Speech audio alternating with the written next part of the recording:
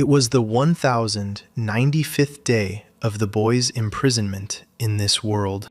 Thoughts of escape never left him for a second, no matter what he did.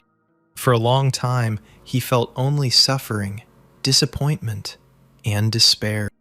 But when life became completely unbearable, a man appeared who lit the flame of hope in him. The guy thrusts the tip of his sword straight into the desert sand with a sharp movement. He swears that he will get this girl out of here, safe and sound, regardless of what he has to face on the way to his goal. This guy is chosen by heaven. He is a genius with a difficult fate. While chasing the girl, he was unlucky enough to be struck by lightning. A diligent student, a kendo master, with zero experience in love affairs, and having never even played a single game, he is still just a child, a stranger to everyone. Due to unforeseen circumstances, he began his journey through the game in another world, where the natural conditions were nightmarish and the terrain was inaccessible to any signal. This world is full of evil monsters and dangers. The only way to survive here is to continuously deal with monsters. With each passing moment, he must become stronger and stronger in order to achieve victory. He also needs to increase his experience points and increase his level more and more. In this world, he will constantly have to change weapons to more advanced ones in order to survive. In addition, he must unlock the secret mercenary system. Among them are characters such as warrior, assassin, or support. At first, the leveling system may seem quite simple, but this is only until the gods of murder stand in the way. For the first time, the boy felt such a piercing fear, as if his will had been completely suppressed. It's like a game of cat and mouse. It's as if God is preparing to deliver his final verdict. But there is one thing that is unclear. How is it that this guy, despite constantly stumbling, always gets back on his feet? And when he loses, for some reason he tries again? Nothing can stop him. And even when his life hangs by a thread, his will to fight does not weaken.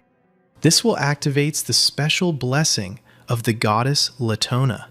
Now, an additional 100 points are added to all of his attributes, such as strength, speed, damage, and endurance. What is it like to be a god? This guy's name is Chen Jill. At first glance, he is no different from his peers. In the eyes of other people, he is a diligent high school student. He was considered one of the most brilliant students, whose future, according to the teachers, was filled with brilliant prospects. There have never been any difficulties that he could not resolve. Until recently, everything changed when he fell in love with a troubled girl. "Jill, do my homework for me. I'm going on a quest in the evening." She hands the guy her notebook.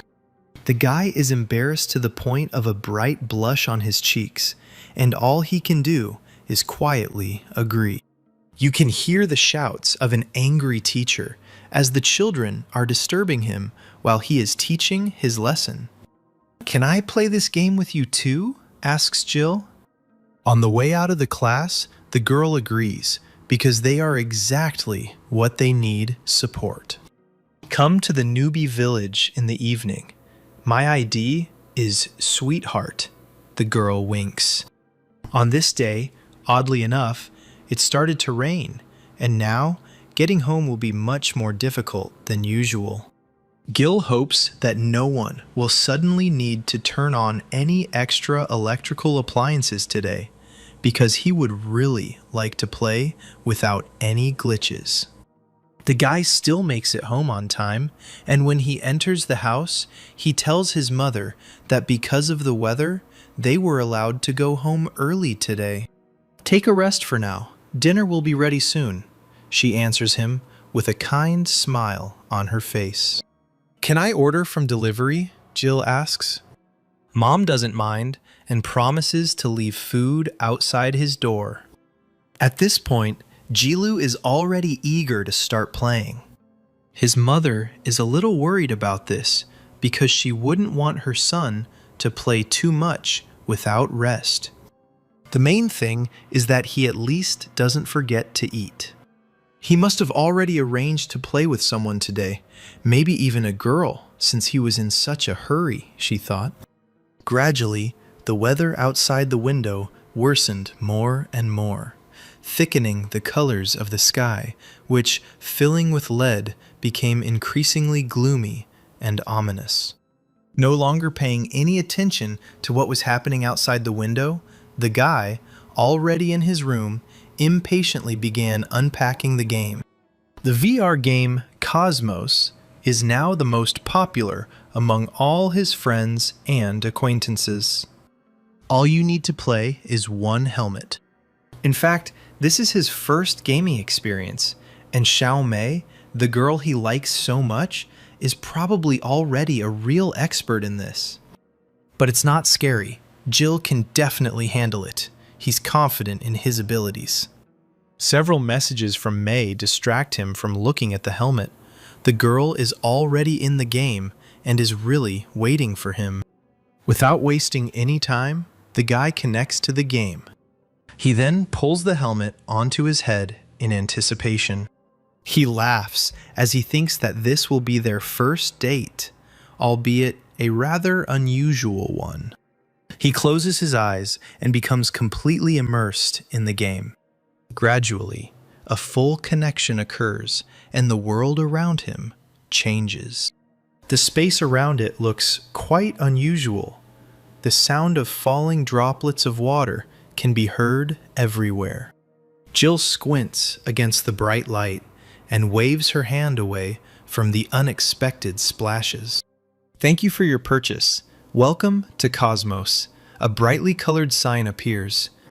This looks pretty cool, Jill thinks. Cosmos is a survival game where you will experience the stories of myths from all countries, says a mechanical voice that seems to come from everywhere at once. In this world, dangers will lurk on all sides. Here you will find treasures and encounter wonders. Choose your class and begin the adventure. Mei mentioned a support, so Jill decides to go with that option. This time, he will choose a healer. The following free clothing items are available to you for purchasing the game, the voice continues. The guy decides that for their unusual first date, he needs something far from ordinary. So he's going to wear something a little more formal. The young man settles on a strict black classic suit, and within a few seconds, his look is complete. Jill is pleased with his new appearance. Now all he has to do is wait for the game to fully load. At this time in the real world, not everything is going so well. A red alert has been issued in the city, and all residents are asked to turn off electrical appliances to prevent accidents. One of the most powerful lightning bolts suddenly hits the house of the unsuspecting Gil and his mother. The guy didn't hear the warnings because he was already in the game and was too engrossed in it. So he calmly continued to spend time in virtual reality, not noticing the danger. He is oblivious to everything around him, completely caught up in the anticipation of his first date with Mei. What is happening is all the more unexpected for him. Lightning approaches him suddenly and without warning. The guy doesn't even have time to understand anything. The entire room is illuminated by a bright flash of light. Gil is thrown several meters above the bed and hangs in the air, held by an electric current. Light from the lightning strike shines through the windows of his house onto the street. Lightning continues to flash almost continuously, one after another. Something strange is happening in Gil's room. and in the place where he was just lying, only his helmet lies alone. At this time, his mother comes in to find out if he has turned off all the equipment. Where did he go? She wonders. She doesn't know that Gil has just received a new mission. Meanwhile, in the virtual world, monsters are getting closer and closer to the defenseless May. Her clothes are torn and stained, and her broken sword lies on the ground next to her as a useless piece of metal. "Someone, help me!" the girl screams desperately. The monsters freeze for a second nearby, blinded by some sudden flash of light from afar. Help is near. Jill resolutely approaches the girl with the clear intention of saving her. He burns monsters with just one fiery glance. May looks around in disbelief, not immediately realizing that she is saved. "Sorry I was late, but you have nothing to fear now," Jill says quietly, leaning over to the girl and helping her up. "You are my hero," she whispers gratefully. The guy leans lower, closing his eyes, and their lips reach towards each other. "Don't rush," he mutters discontentedly. "My face is already covered in drool," the guy says, and opens his eyes to immediately see a lizard sitting on him. Everything that happened turns out to be just a dream, and he opens his eyes in shock. "May!" the boy shouts, standing up abruptly and throwing off the nasty lizard. The lizard runs away, and Jill is left sitting there, confused, trying to figure out what the hell that was. The game has an amazing sense of immersion, he thinks. It's like electricity runs through your body, but it's a pretty pleasant feeling. Jill stands up to take a closer look at the area around her. Apparently, it's already in the game itself. Everything here is very realistic, even the feeling of unbearable heat under the scorching sun in the desert. The first time he was supposed to be loaded into a newbie village, but for some reason there was not a soul there, and it didn't look like a village at all. The guy decides to write to May and ask where he should go next. He types the girl's ID into the search bar and waits patiently, shielding his eyes from the sun with his hand. "Player not found." Message appears on the game board. This is very strange. It shouldn't have happened, because Gil is sure that he correctly remembered the ID of the girl he likes. He decides to try to find the newcomer's village. Maybe May is already waiting for him somewhere nearby. Gil moves forward carefully, feeling every inch of the sandy surface, his boots sinking into the quicksand, leaving deep tracks behind. The guy's gaze was fixed on the horizon, trying to catch at least some kind of landmark, and beads of sweat were streaming down his tense face. Eventually, a map with his current location appears in front of him. Gil realizes that he was mistaken and that the newcomer's village is nowhere to be found nearby. "Where have I ended up?" he thinks, perplexed. The guy decides to try contacting technical support. It brings up the game window and patiently waits for the signal to finish loading. The heat in this desert feels not just like a high temperature, but like a dense, scorching wall that presses down on the entire body, preventing one from breathing or thinking calmly. In the bright rays of the sun, the sweat on his skin glistens like small drops of dew. But this dew does not bring refreshment, but only reminds him of the heat tormenting his body. The area you are located in is out of service area, according to a new message in the game window. Even customer service is out of reach in this forgotten place, Jill realizes. On a hot day, according to statistics, about 900 milliliters of sweat are released every hour. This means that fainting and dehydration are only a matter of time. Gil didn't expect the game to be so difficult and decided to leave this place to go to the real world and ask May in more detail about what was going on and how to play correctly. But a warning about unauthorized exit appears in the game table. Jill can't believe her eyes. The guy freezes, staring at one point. Is this a joke or something? He thinks and tries to click the exit button again. Extremely irritated, he nervously pokes the button a few more times, frowning. But all his attempts to leave the game lead to nothing. What unauthorized exit? The guy grows increasingly angry, continuing to aggressively press the button. Am I really locked in here? The message about unauthorized exit changes to one new task received, which shocks the guy even more. It is unclear what awaits him, but it is clear that he must survive, no matter what. But he just wanted to play with the girl he liked, so why did they lock him here? In impotent rage, he slams his fist into the sand, raising a cloud of dust and heat behind him. The guy had already tried everything possible, but he still couldn't get out. Will he stay here forever?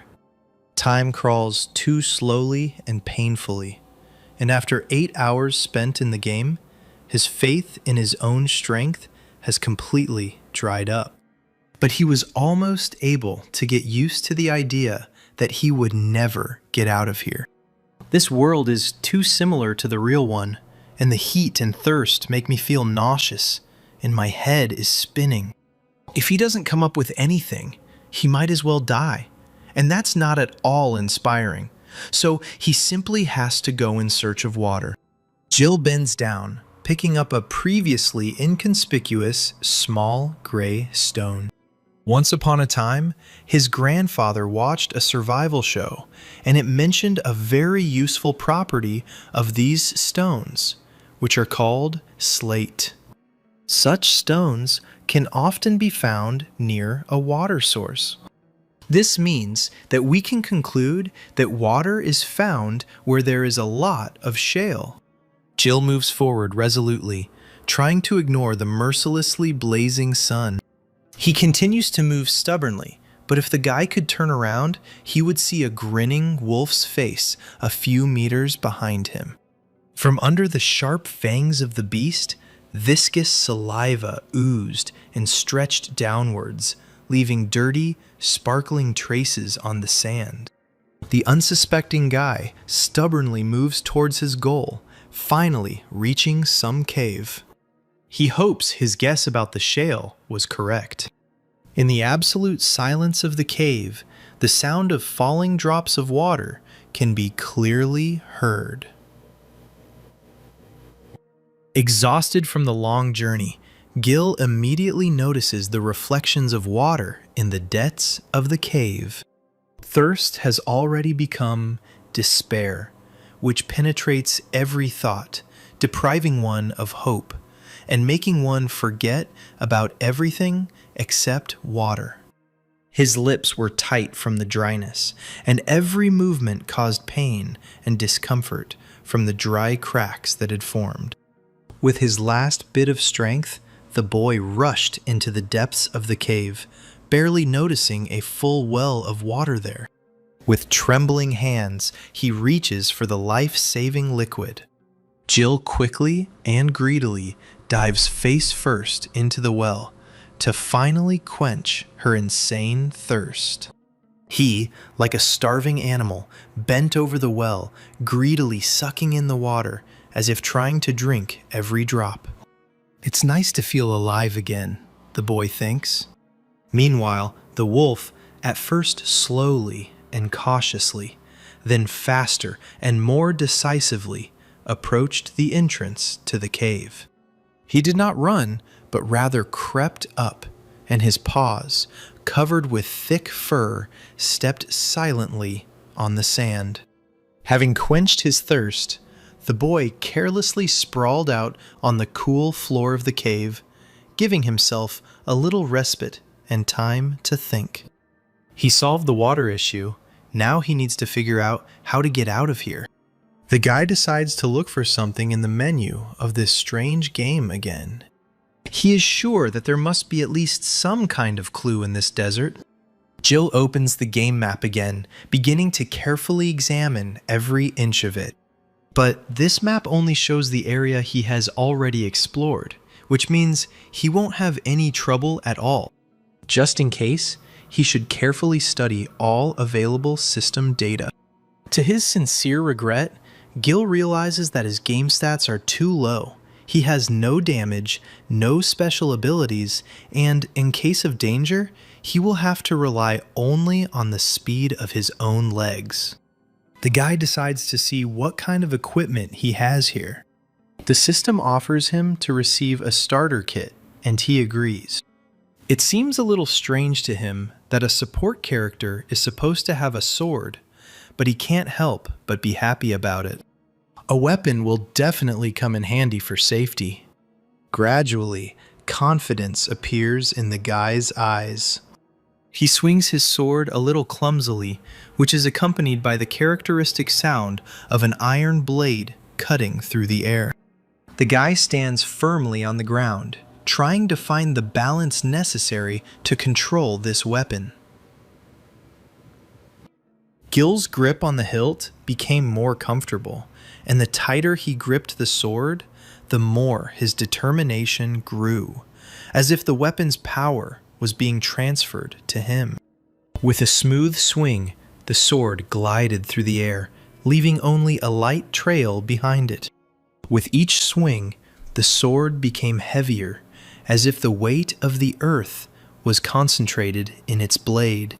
The boy moved slowly and carefully through the cave, getting used to the feeling of the weapon in his hands. His movements with the sword became smooth and swift. The sword is much stronger than a real weapon, he thought at some point. Now Gil knew that the game had a lot of visualization, since even the wear level of his weapons was displayed right before his eyes. The silence of the cave is interrupted by the loud rumbling of his stomach. While there are no leads yet, the guy decides to go in search of food, otherwise he won't last long here. A vague sound from the depths of the cave interrupts his thoughts.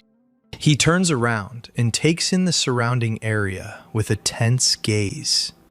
Jill decides to go a little further and see what is there. The cave turns out to be more spacious than it seemed at first glance. He's already dealt with his thirst. Now he can look around.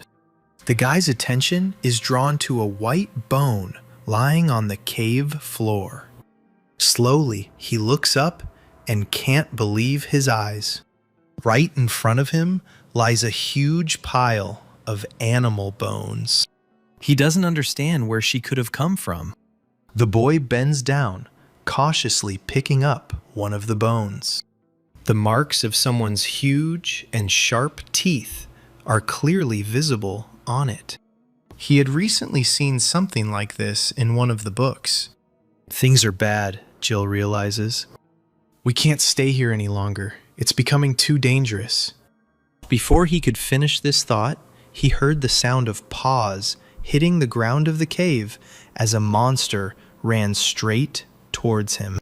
The wolf pounces on the guy in seconds, viciously snapping its sharp-toothed jaw right in front of his face. Gil's eyes widen in fear, and his breathing becomes labored.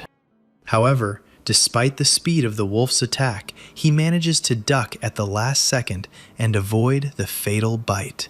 He is forced to somersault in the air to avoid the furious attack and save his life. In front of him stands a level 5 desert wolf. Its advantage is durability, and it can reach speeds of up to 15 kilometers per hour.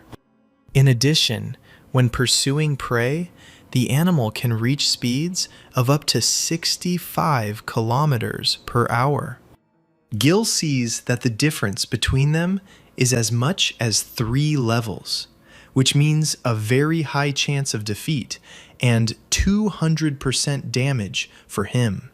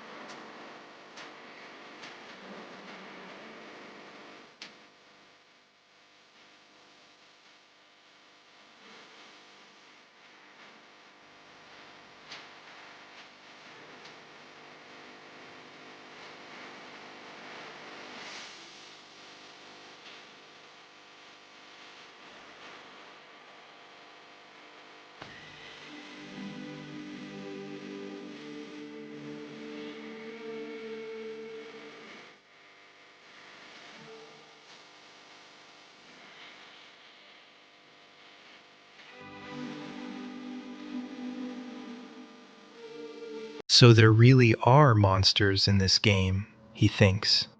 This wolf is much faster than Jill. The guy understands that there is no point in running anymore. This means he has no choice but to fight this monster.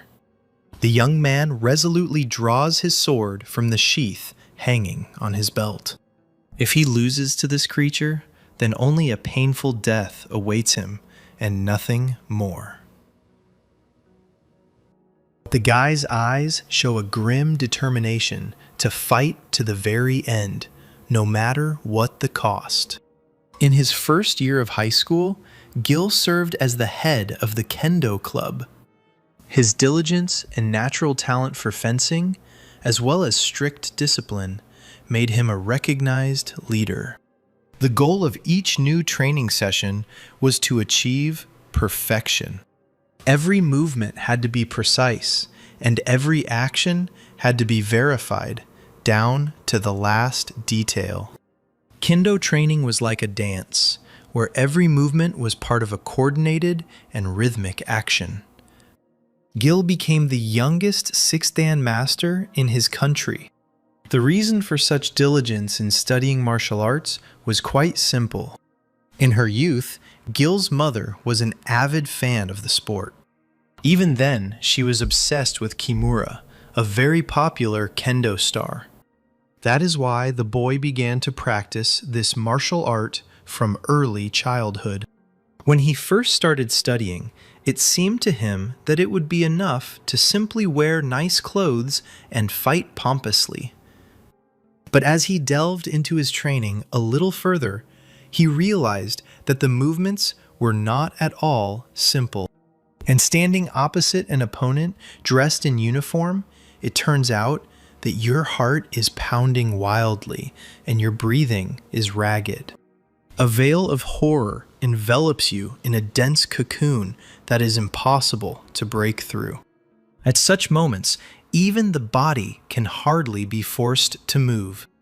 And it is precisely this weakness that is the source of the horror the boy experiences.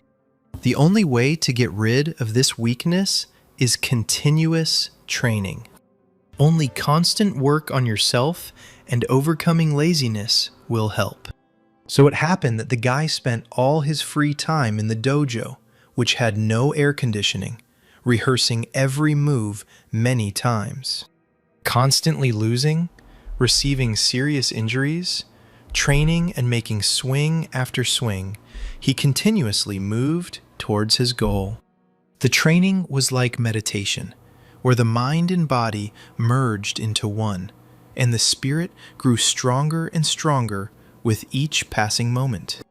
Every training session was a battle with myself, with my weaknesses and insecurities. This continued until Gil became the youngest master with a 6th dan. These trainings brought him a lot of benefits. After all, in a world where the law of the jungle reigns, it is impossible to predict how terrifying your next opponent will be. The boy gripped the hilt of the sword tighter, waiting for the right moment to attack. It's time, he understood. Gil is confident that this wolf's main mistake will be underestimating his opponent. For this reason, he is shocked to the core when he realizes that his attack was completely useless. The guy can't believe his eyes. Not a single blow from his sword deals any damage to this monster. He tries to attack again, but all his attempts are unsuccessful. The wolf's next blow was so strong that the guy was thrown straight into the wall and was unable to stay on his feet. The blow pierced his entire body, pain spreading from the point of impact throughout his entire body, knocking out his breath and sapping his strength. The guy's eyes were full of determination. His movements were quick, precise, and full of indomitable strength. The game's faceless voice reminds us that the desert wolf has extremely powerful armor, and its only weak spot is its belly. Jill realizes that there is no point in hitting anywhere other than the beast's belly. The weak point is clear, but he is too fast and always tries to bite you to death. The fight continued, each of them looking for any weak spot in the other's defense. Gil is just defending himself, and the wolf is gradually pushing him towards the wall. With every moment, he is getting closer and closer. If this continues, sooner or later, the guy will lose. Gil felt the fatigue building in his muscles, but the adrenaline gave him a little more strength to fight. Is he really going to die in this cave? The health reserve is at the limit, and treatment is needed. The inscription appears in the air again. Gil finally figured out how to get to the belly of this elusive beast. At this time, the wolf, with anticipation, slides its claws along the stone floor of the cave, thereby producing unpleasant and ear-splitting sounds. If the guy's plan works, he will finally be able to finish off this creature. With these thoughts, Jill rushes into the attack with the last of her strength. Several bright red drops of blood fall onto the cave floor. Blood runs down the shirt of the boy who allowed the wolf to sink its fangs into his shoulder. In this way, Gil distracted the monster in order to wait for the right moment to strike. The blade of the sword quickly slides across the animal's belly and rips through its body. An expression of grim satisfaction freezes on the guy's face. Finally, everything worked out, and the victory was his. The plan to intentionally let him bite me to lower my guard clearly worked. A sign appears in front of the guy, stating that the desert wolf has been killed, and 6,000 experience points have been received, as well as level 5 has been reached, and 25 skill points are available. After reading, the inscription disappears, and the guy is enveloped in a bright cocoon of light. After gaining a new level, his wounds immediately healed, which is good news. The hidden level trading platform system is being launched. This leaves the guy extremely confused. It's important to remember that it's in the game world, and it's common for games to award experience points for killing creatures, and for leveling up to award points for distribution. However, it is not entirely clear what the trading platform itself is. Jill decides to look at her and find out everything. Several bright windows with information appear before the guy's eyes. He sees equipment called Bloody Calamity, with quite powerful stats, but there is much more useful besides that. Ritual Imperial Halberd, the Beauty of the Black Knight, Golden Glory. This is the trading platform. The guy understands. A certain level is required to unlock the inventory, and purchasing items on the marketplace consumes the level. What's extremely unusual here is that in addition to weapons and armor, you can also buy household equipment and electrical appliances. Jill doesn't understand who would buy household appliances in the game, especially for so many levels, and the same mercenary system generally requires 100 levels. The guy decides to see what this system consists of. He presses a button, and suddenly, a girl in a mask appears right in front of his face. Jill looks at her in surprise. It takes him a while, but he realizes that what he sees in front of him is just a hologram. Gradually, other figures appear next to her. A warrior who looks quite intimidating. A tank whose primary role is to absorb damage and prevent other allies from being attacked. A magician who can change the world around him according to his will. An assassin with a special talent for killing. The mercenary system in this game is quite diverse, Jill understands. But then the guy's gaze falls on one of the figures that he had not noticed earlier. There is support in front of him. Who came up with such a helpless class? Jill is indignant. At this rate, he'll be stuck here forever. At this time, the system notifies the guy that with his current level, it is possible to unlock only everyday goods. Gil is irritated because he remembers it very well. Everyday goods have been unlocked at 5 levels, and the activation was successful. The guy gets 5 sugar buns and 3 packs of cola. Now he can survive for some time on the purchased food and not die of hunger. However, he still needs to get out of here somehow, and Gil asks the system to show him the characteristics window. Therefore, the guy will have to temporarily rely on increasing his characteristics, because they will directly affect his future fate. Armor determines survivability. Magic affects damage from magical attacks. Strength increases physical damage. Endurance improves defense. And agility significantly improves movement speed. In the fight with the desert wolf, the difference between them was 5 levels. But in strength and speed, he far surpassed the guy. And if in the future he encounters other beast monsters, it would be good for him to become faster and increase his damage to win.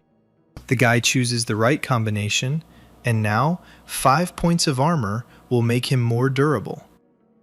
10 points of strength will help him better withstand monster attacks, and the remaining points will increase his speed. After strengthening the characteristics, the body also changes. It is filled with strength and becomes even more flexible. It is a rather pleasant feeling of strengthening the whole body. Suddenly, the guy hears a loud howl behind him and turns around. Right in front of him stands a whole pack of wolves, growling angrily. And this is very useful because it will give you the opportunity to evaluate the results of the upgrade. "Today, your lair will be razed to the ground," the boy cries out. Without a moment's hesitation, the whole pack of wolves pounced on him, intending to make themselves a tasty dinner. With each attack and parry, the cave filled with the sounds of combat, such as metallic clanging, growling, or paws hitting stone. However, this time, Gil only needed one deft move to cut off the head of any of these monsters. With his current damage, these wolves' armor won't save them from death. The wolves' brightly shining eyes are filled with rage and bloodlust. With each swing of the sword, the pack's numbers rapidly decrease. The increase in characteristics also improved the sword art. This guy, now even faster and more agile, easily dodged bites and claws, delivering accurate blows. The pack of wolves watched in bewilderment as the boy soared to the very ceiling before his next attack. He prevents the wolves from surrounding him, constantly changing his position and striking, knocking the animals out of action with each movement. The blade of his sword, rising and falling, blocks their path, leaving them no chance to break through to him and attack. The sword strikes are precise and deadly, hitting the target every time. With the increased level, killing monsters is now much easier. After this battle, the guy reaches level 15 and receives additional points. By the time the battle ends, night has fallen outside. The guy decides that while it's cool outside, he can try to look for a way out of here. He steps out of the cave, and his foot immediately hits something soft. The guy's eyes widen in surprise. He looks up and sees a huge number of bloody wolf corpses scattered around the cave. Jill can't understand why they are all dead. Who did this? He bends over one of the slain animals, seeking more information. The guy's attention is drawn to a sound coming from somewhere above. He looks up, and intuitively his hand already reaches for the sword. A strange and rather frightening picture appears before his eyes. Nearby, Jill sees the silhouette of an unusual man who at that very moment is tearing apart huge monsters with his bare hands. Who is this? The guy thinks tensely, trying to get a better look. He is too far away from the man to see his face. He mentally figures out what to do next. The guy decides to head in the direction where he saw the silhouette of this man. He doesn't find anyone, but judging by the corpses of the wolves, there was definitely someone here. There's no doubt about it. Maybe he was also trapped in this strange game? The guy uses a sword to lift one of the corpses to examine it in more detail. It was as if all the blood had been sucked out of this wolf. Doubts begin to creep into the guy's head. Was it really another player who resorted to such brutality? Gil quickly realizes that he was wrong in his assumptions. Another sign warns him that an unidentified living creature of medium danger and hostility level has been detected. The creature is a highly spiritual being and is about to attack. The guy listens intently. Thanks to this, he is able to choose the right moment to strike. A few drops of bright blood drip from his sword. He managed to wound the new monster that had gotten too close. However, this reduced the durability of his weapon by a full 25%. The guy realizes that it wasn't a human who killed the wolves. The new monster slowly and smoothly approaches him. Jill realizes that this fight will not be as easy as the previous one. This monster is much stronger and of a much higher class than those wolves. He and these desert wolves are completely different opponents. The guy grips the hilt of his sword more comfortably.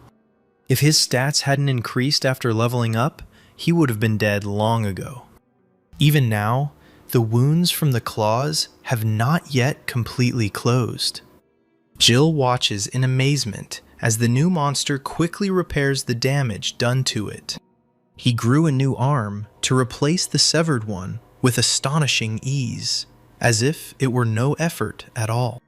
A notification appears stating that the name of this monster is Wandering Executor. The ruler who lives in the Rarknaya desert has perfect speed, where he is the top of the food chain and feeds on the blood of any living creature. A man cannot hide if the wandering master is on the hunt. Gil thought he was prepared to meet all sorts of monsters in this world, but the chilling power of this creature seemed to nail him to the ground. This inexplicable power seems to take control of his body. For the first time, the guy experiences such inexplicable horror.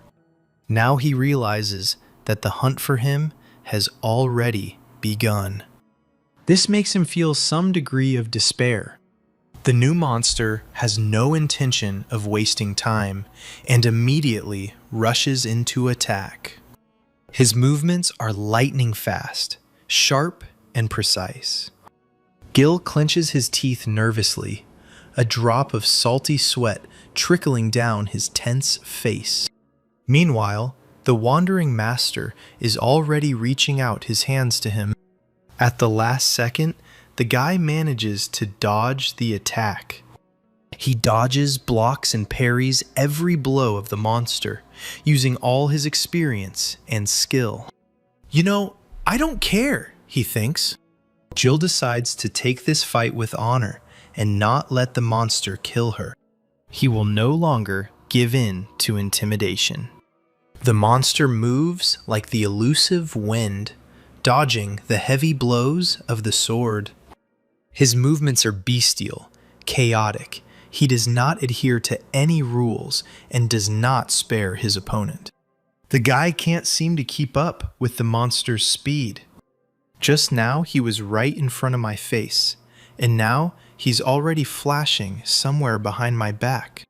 The wandering executor seeks to corner Gil, using fear and terror as his weapons. The guy fails to parry another powerful blow and is thrown to the side.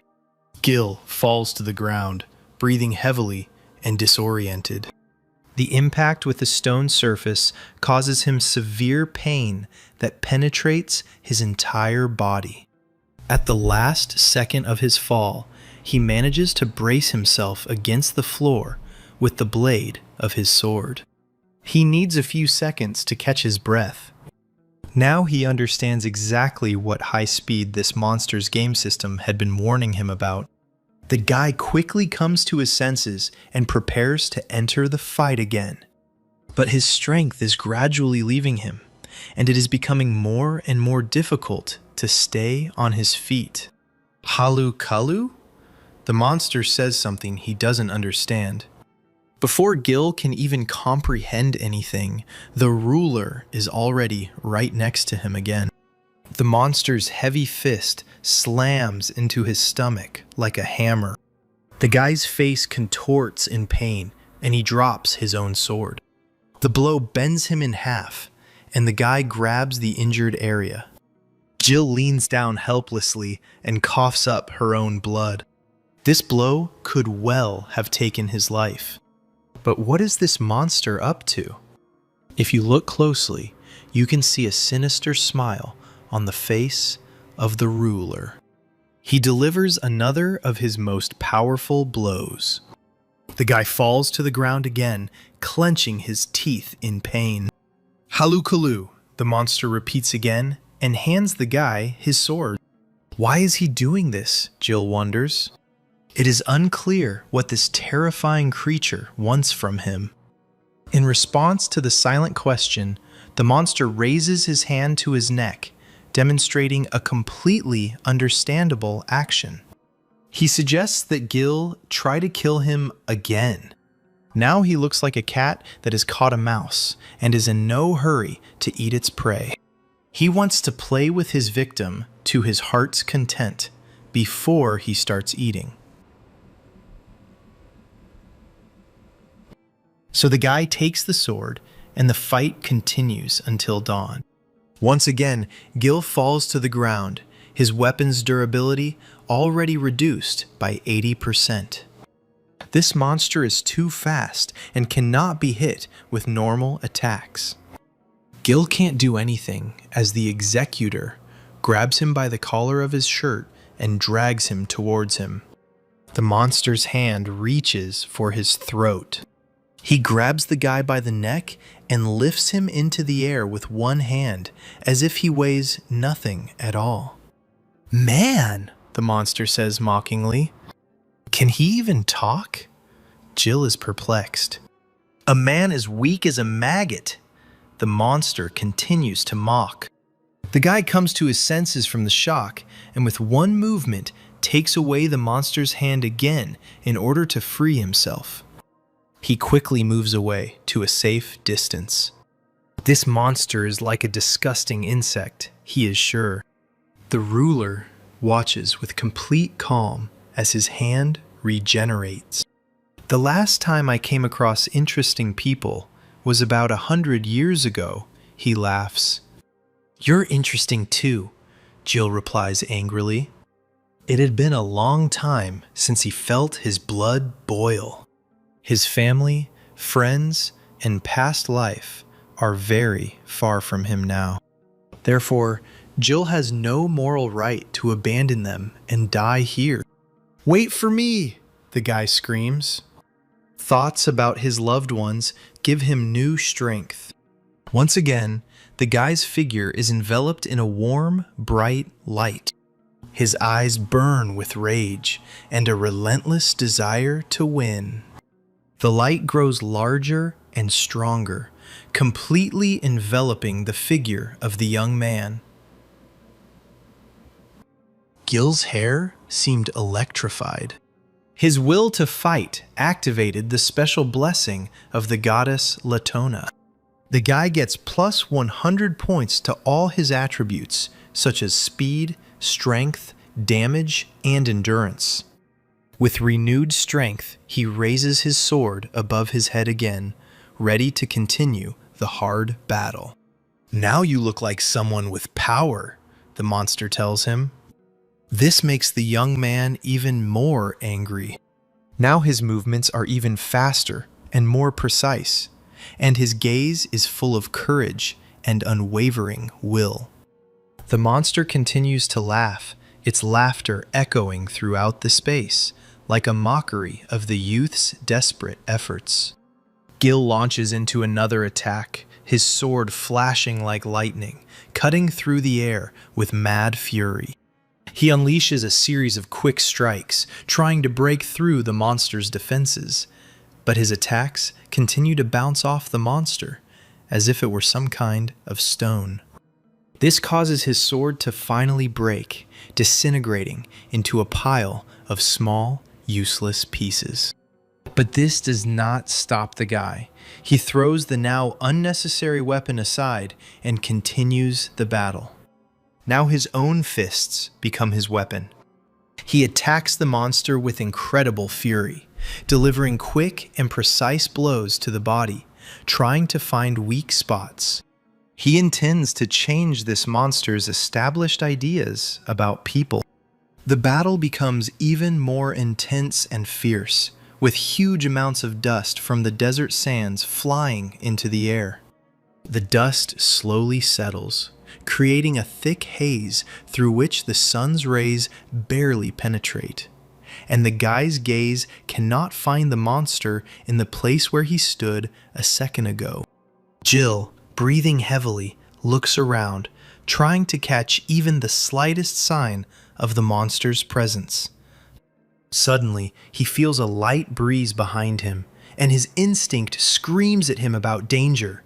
The guy turns around sharply, but does it too late. The monster appears out of nowhere, its clawed paws raised to strike and hit the target. "Man, you weak little maggot," the ruler mocks again. The boy falls to his knees next to him, exhausted, unable to get up. Is it really impossible for me to defeat him? He thinks desperately. With a loud laugh, the monster rises into the air right above his head. A bluish glow of his power begins to gather in the palm of the ruler. The creature's appearance is transformed, becoming even more eerie and frightening. "Farewell, man," he says, looking down at the boy. Gil can only watch helplessly as the monster gathers its strength for the final blow. At this moment, the guy is pierced by a feeling of helplessness and the understanding that all his efforts were in vain. He froze, unable to move, realizing that this was the final, fatal blow. The executor waves his hand, and a deadly wave of energy bursts out of his palm, striking right where the guy is. The shockwave sends him flying into the air, spraying drops of his blood everywhere. For a moment, there is a deafening silence, broken only by the whistling wind, allowing the sound of the falling body to be lost in the chaos. Am I going to die? That's the last thing Jill thinks before she loses consciousness. The player is dead, the new sign reads. Some time passes before Jill suddenly wakes up again. He is on a bed in a room that is completely unfamiliar to him. The guy is overcome with nervous laughter. Am I still alive? He wonders. Is he out of the game? Jill doesn't understand at all what's happening to him. Where is it located anyway? There is still a game window in front of him, which means he is still locked here. The realization of this again makes the guy feel despondent. However, it is obvious that he was killed by that monster and now suddenly lies here, safe and sound. How is it possible that he doesn't even have a single wound on his body? He wonders, lifting his shirt and examining himself for any unhealed injuries. Suddenly, the door to the room opens. A beautiful girl in a light dress carefully enters inside, holding something tightly in her hands. "Have you come to your senses yet?" she asks in surprise. Gil looks back at her in bewilderment, frozen in the position in which he examined the lack of damage on his body. He greets awkwardly, immediately tugging his t-shirt down. "Grandpa Uba, he's awake!" the girl screams loudly. Am I really in a newbie village? The boy thinks. At this time, Ube's grandfather is busy planting vegetation on the street near the house. He looks up when he hears his name being called. Quite quickly, the man returns back to the house. "You say you were killed by that monster?" After listening to the boy's story, he clarifies. "Yes, it went right through my chest," Jill confirms.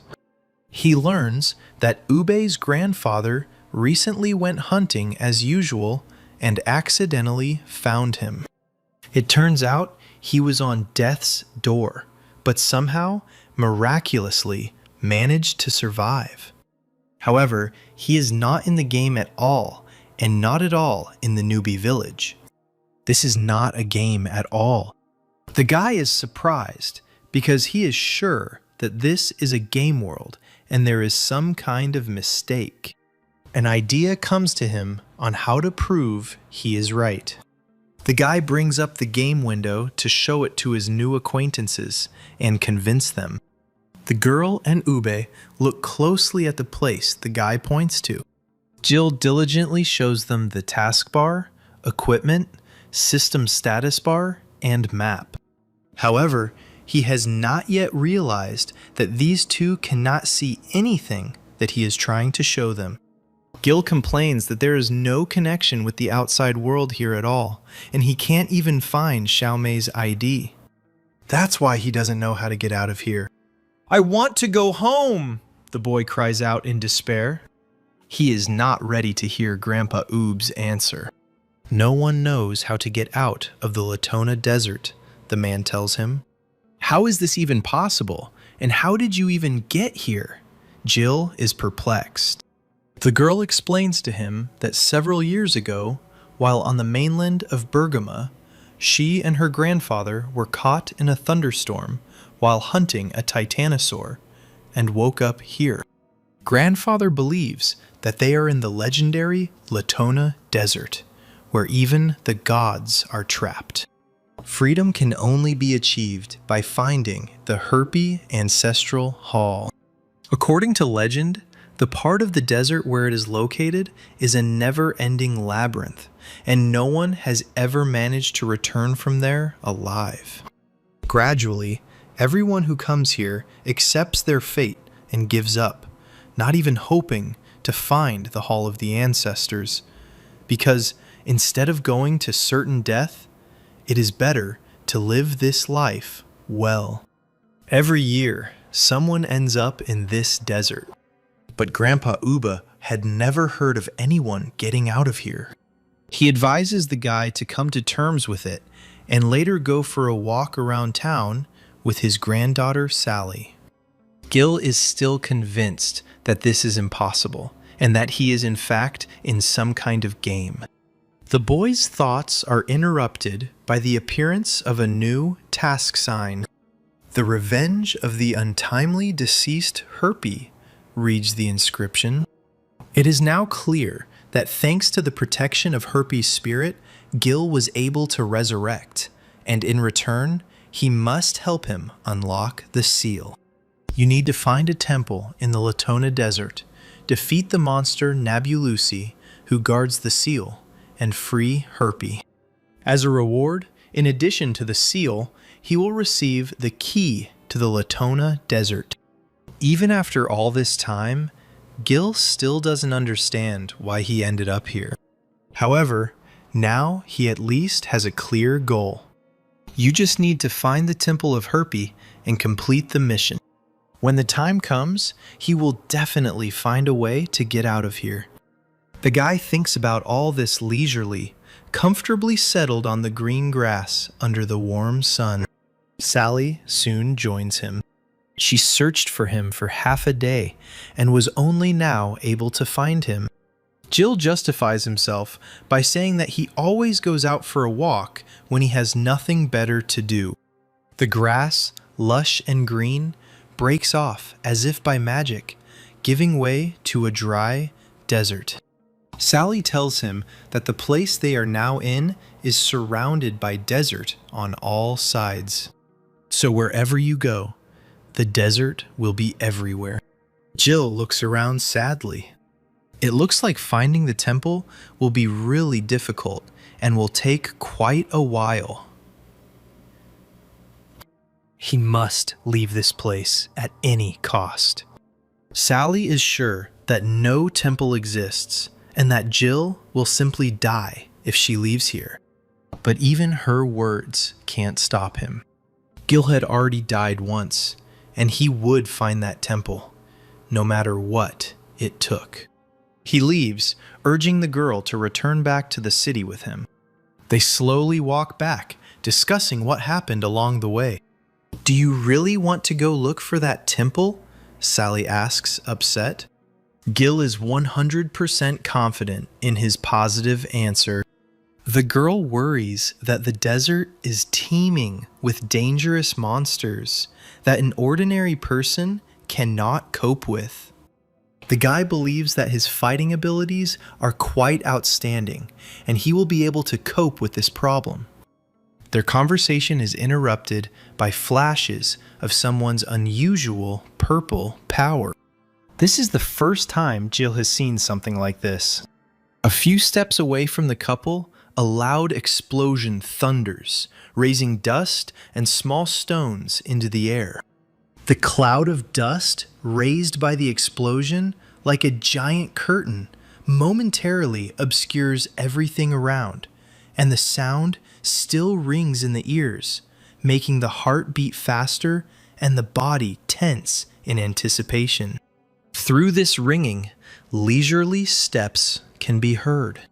A group of 3 people, unknown to Gil, walk towards them with satisfied smiles on their faces. The fish is hooked. One of them laughs, smiling bloodthirstily. Coughing from the dust, Jill covers her mouth with her hand, trying to see the source of the sound. He realizes that he needs to figure out what's going on before he rushes into battle. Gil glances at Sally, and his eyes widen in surprise as he sees her body engulfed in bright flames, as if she herself had become a living fire. This fire does not appear natural, but rather a manifestation of her inner strength, fierce and unstoppable. "So here we meet again, Sally," the same guy grins. "You again, Boban?" the girl replies discontentedly. Jill doesn't understand who it is and why they attacked them. "I completely forgot to tell you. The robbers will be more terrible than any monsters," Sally answers him.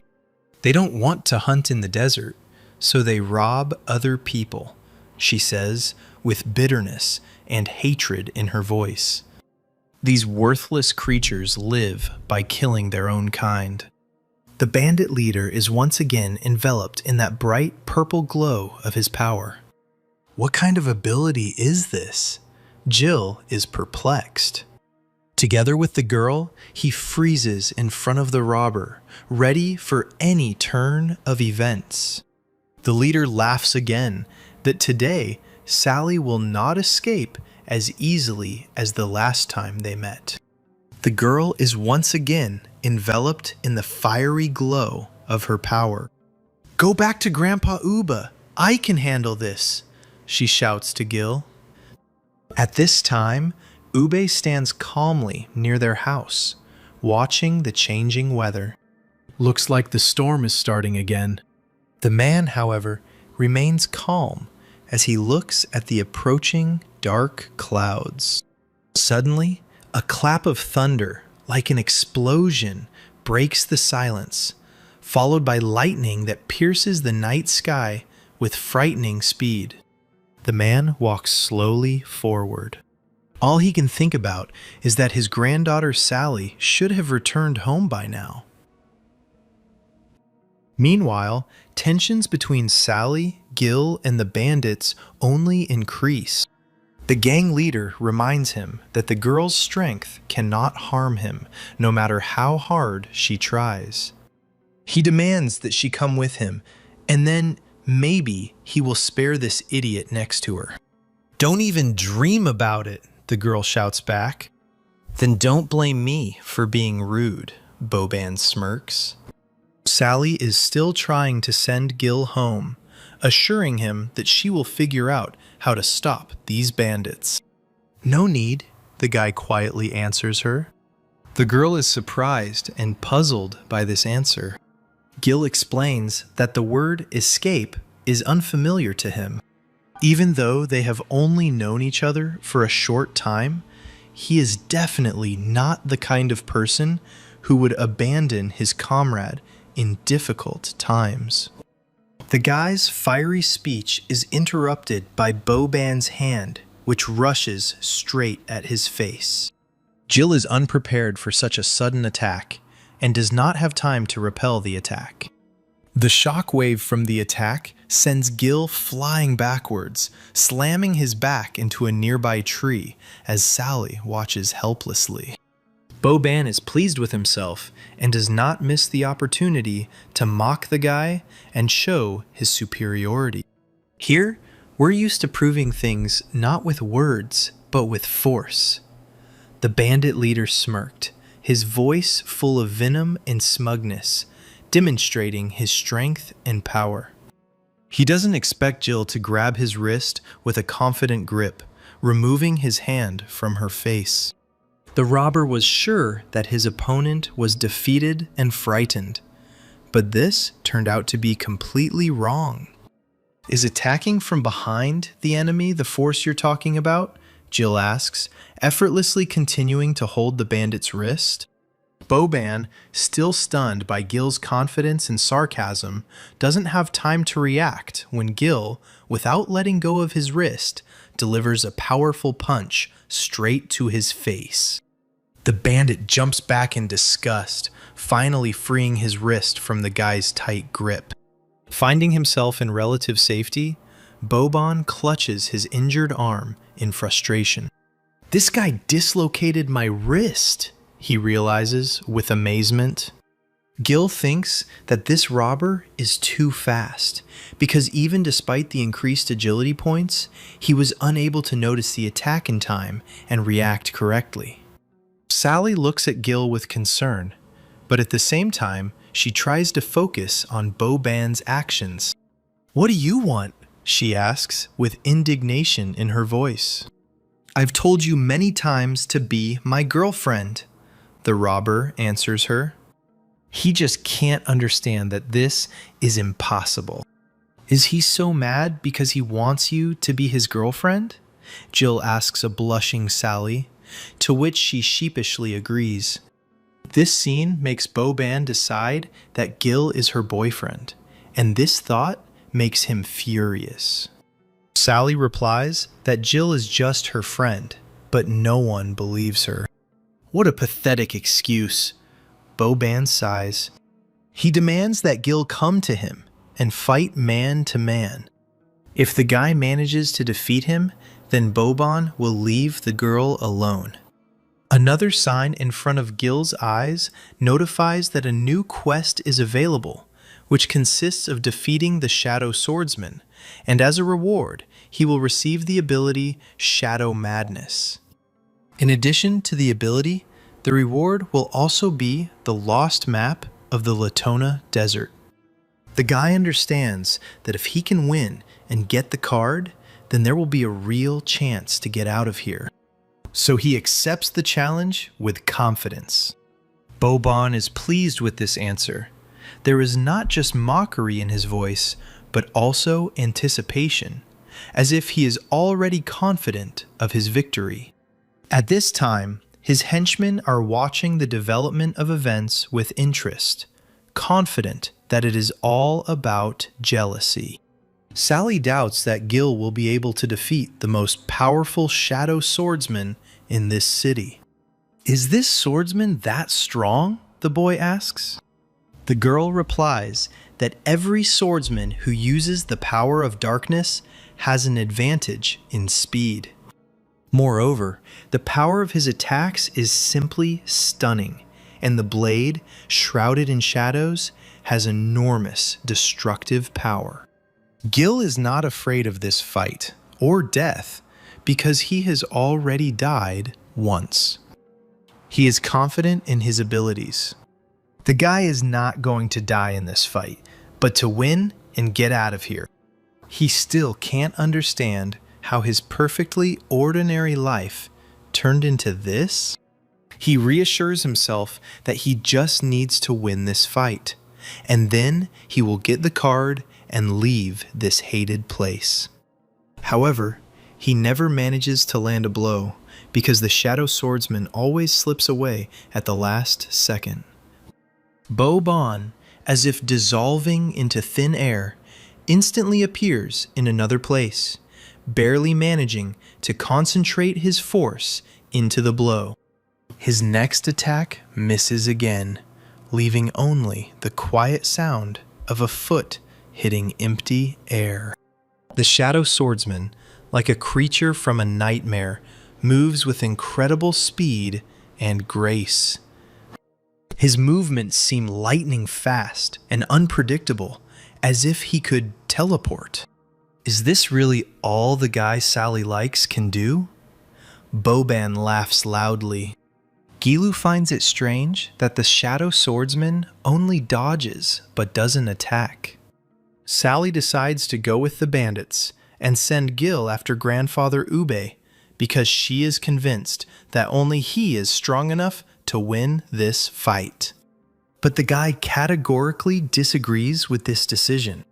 In any case, the battle can no longer be avoided, but if he can win, then they will leave this forgotten place. Sally doesn't understand him. After all, how can victory in a fight and the opportunity to leave here be connected? At this time, the guy is thinking about how, from the very beginning of the game, everything that has happened has been devoid of any connection or logic. After death, he was miraculously resurrected, and now suddenly a notification has appeared that he can only get the card by defeating Bo-Ban. It all looks like a simple coincidence, but for some reason it seems to him that there is someone behind all of this. Bo-Ban is eager to continue the battle. He thrusts his sword deep into the ground and begins to sneer again. Scared? But it's too late to retreat, the robber laughs. Jill replies that the only one who is afraid here is Bo-Ban, because all he does is constantly dodge attacks. It's just no fun fighting an unarmed piece of shit, the swordsman shrugs. Since we have a duel, let everything be fair.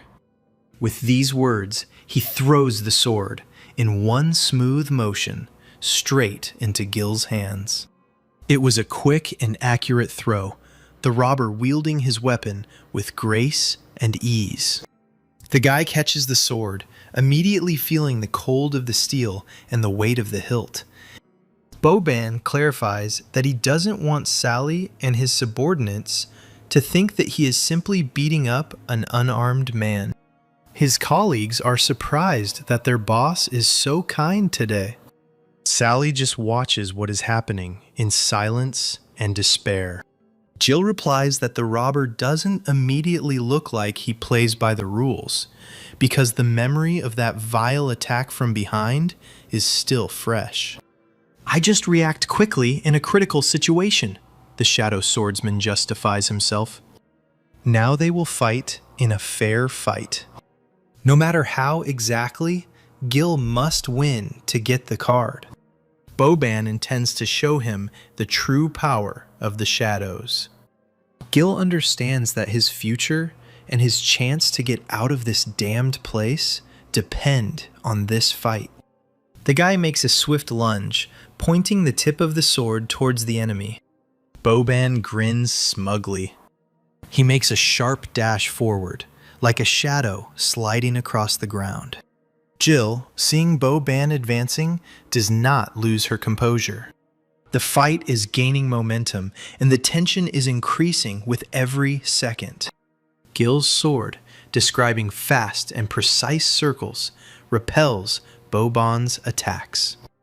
The robber, without retreating an inch, continues to circle around the enemy, his movements becoming ever faster and more unpredictable.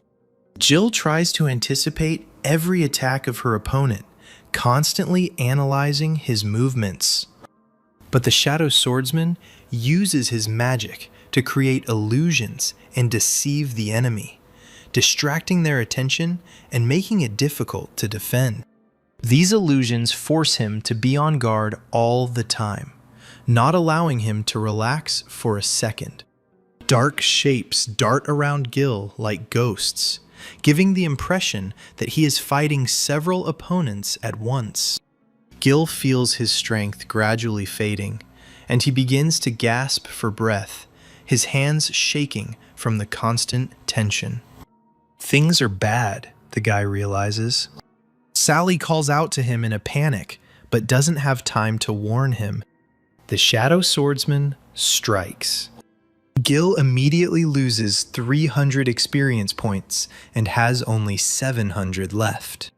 Drops of blood slowly drip from Bo-Ban's sword onto the ground. He is confident that Gil cannot defeat him. However, he cannot give up and decides to use his healing abilities. Therefore, he agrees to the game's offer to use his ability. He understands that he needs to use all his resources to survive. With his ability, he stops bleeding and restores his strength a little, returning experience points. Seeing this, the Shadow Swordsman and his minions begin to mock even more. Some pathetic priest isn't worthy of fighting me. This is Bo-Ban speaking. Are you afraid of embarrassing yourself by losing to the priest in front of Sally? Jill laughs in response. This drives the bandit leader into a state of rage. Jill demands that they stop wasting time on talking and continue the fight. Since that's the case, Bo-Ban intends to show him the true power of the Shadow Swordsman.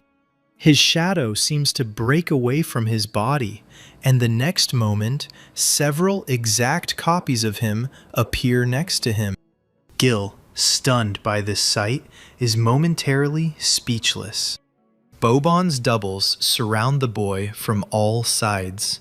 Like a pack of hungry wolves, they move smoothly and silently, their swords glittering in the dim light, and they, like puppets, await their master's command. Jill tries to comprehend what is happening and understand how the Shadow Swordsman's attacks are currently taking place. It won't be so easy to defeat him now. It makes me sick that I took pity on you when I found out you were a priest, Bo-Ban says with hatred. But you wanted to know what my true strength was, and since that was the case, I would let you see the Shadow Swordsman's famous attack that could not be reflected before I died. So let's fight, Jill answers without a trace of doubt. He is the first to rush into attack. The Shadow Swordsman thinks the guy is too arrogant. He allows his doubles to play with the enemy a little.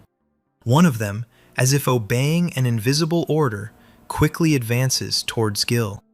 The guy stands confidently on his feet, preparing to do everything possible to parry the blow. He feels that if he loses concentration for even a second, he could get seriously injured. The guy prepares his sword, trying to anticipate the direction of the attack, and grips the hilt tighter. The double, seeing his readiness, decides not to waste time and rushes at Gil with wild fury. The guy, armed with patience and determination, blocks the blow, and his sword, meeting the blade of the double, makes a loud, nasty screech. The double attacks again, but this time his attacks become even faster and more unpredictable, as if he is trying to confuse Gil to make him make a mistake. All that remains for the guy is to try to reflect the powerful blows of the Shadow One. Realizing that a direct attack will not produce results now, he decides to go into deep defense, focusing on blocking the double's attacks. He understands that he needs to hold out, wait for the moment, and find a weakness in his defense. However, this double is too strong, and it is difficult for the guy to repel even his own blows. But there are still two of them. The guy almost misses a blow from one of the doubles, who suddenly appeared behind him. Boban is sure that it was only by a miracle that Gil was able to avoid his attack, and that he will not be so lucky again. But the next time, the guy manages to react in time. The sounds of swords cutting through the air fill the space around the opponents. Jill deflects another blow, and the sword falls to the ground with a loud thud. Sally is surprised and shocked. The other robbers look the same way, with silent surprise in their eyes. Boban doesn't understand how the guy managed to dodge the blow, because he was aiming straight at his heart. What the hell is going on here, he wonders. Gil exhales tiredly. He was very close to death now. A new sign notifies that the guy has received a bonus to agility and unlocked a new ability, Lightning Strike. His passive skill is that when faced with mortal danger, he gains abilities based on his dexterity level. When using the Lightning Strike ability, he will be able to dodge any physical attack for 2 seconds. However, the ability does not apply to magical attacks. But nevertheless, during the next attack, his power is concentrated in one place to deliver a fatal blow. Jill understands that if it weren't for this ability, he would have already gone to the next world. At first he thinks that one double has already been defeated, and now only the second one remains to be dealt with. But from the Shadow Swordsman's laughter, he quickly realizes that this is not the case at all. Boban is sure that the guy was just lucky to avoid an attack again. However, it was just a double, and the fun was just beginning. With these words, he calls the sword back to himself. To pity one's enemy means to harm oneself, he realizes. He and his doubles underestimated this guy, but it's time to fix that. The games are over, says the bandit leader. Now each of the shadows has 2 swords in their hands. Gil remains unarmed, but this does not diminish his confidence. He clenches his fists tensely and waits for the next attack. This fight will be decisive. The Shadow Swordsman's grip on the hilt of his sword tightened as he prepared to deliver a crushing blow, reveling in his superiority. Along with his doubles, he uses his signature fighting technique called the Desolation Strike. Gil, watching the approaching whirlwind, felt cold sweat break out on his forehead and his heart begin to beat at a furious speed. The boy strains all his senses to recognize the enemy's movements in time, trying to catch the smallest details in this whirlwind of shadows and steel. Jill tries to discern the slightest movement of the shadows in order to anticipate the direction of the blow and dodge it. He seems to intuitively understand where exactly the next blow will be dealt, and prepares his body to perform a maneuver that could save him from certain death. However, the boy's strength is already running out. The shadow attacks are too fast and precise, and in the end, Gil fails to dodge one of them. The boy felt a searing pain, as if his body had been pierced by a red-hot iron, and blood gushed from the wound on his shoulder, staining his clothes scarlet. "You did a great job, Banks," comes the praise through the swirl of shadows. Gil sees another sign, notifying him of a significant percentage of his health points being lost, and now he needs timely treatment. Boban doesn't give him any time to catch his breath, attacking the guy with another blow. Despite all his efforts, Gil, whose strength was rapidly fading, was unable to maintain his concentration. A fleeting flicker of the shadow deceived him, and he was unable to react. "The god of death has come for you," Boban laughs. Gil pushed off the ground sharply, his eyes burning with determination and hatred for his opponent. The guy had no intention of giving up. The Shadow Swordsman continued to strike, confident of his impending victory. "I'll find you a great spot in the cemetery, Jill," Boban grins. However, his bravado is interrupted by something unusual. The Shadow Swordsman tenses, his gaze scanning the battlefield with intensity. At first, he only manages to catch a glimpse of strands of gray hair.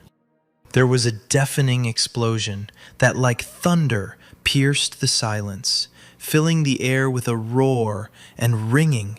It seemed that everything around shook. Sally froze in place, not believing her eyes. The Shadow Swordsman's companions were also dumbfounded, their mouths wide open in surprise.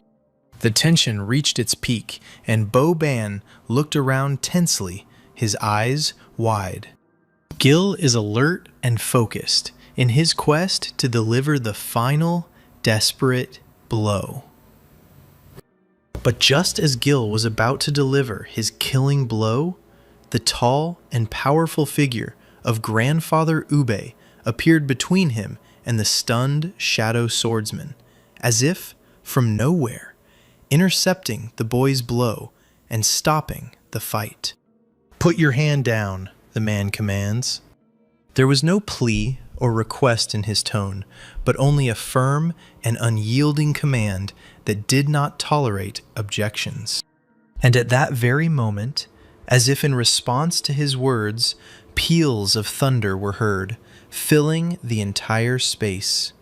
Even though his body was wounded and his strength was waning, Gil refused to give up. Despite the fact that his body was at the limit of its capabilities, the wounds burned with unbearable pain. His face was covered in sweat and blood, and his movements became slow and awkward. The boy's eyes expressed an irreconcilable desire to fight against all odds.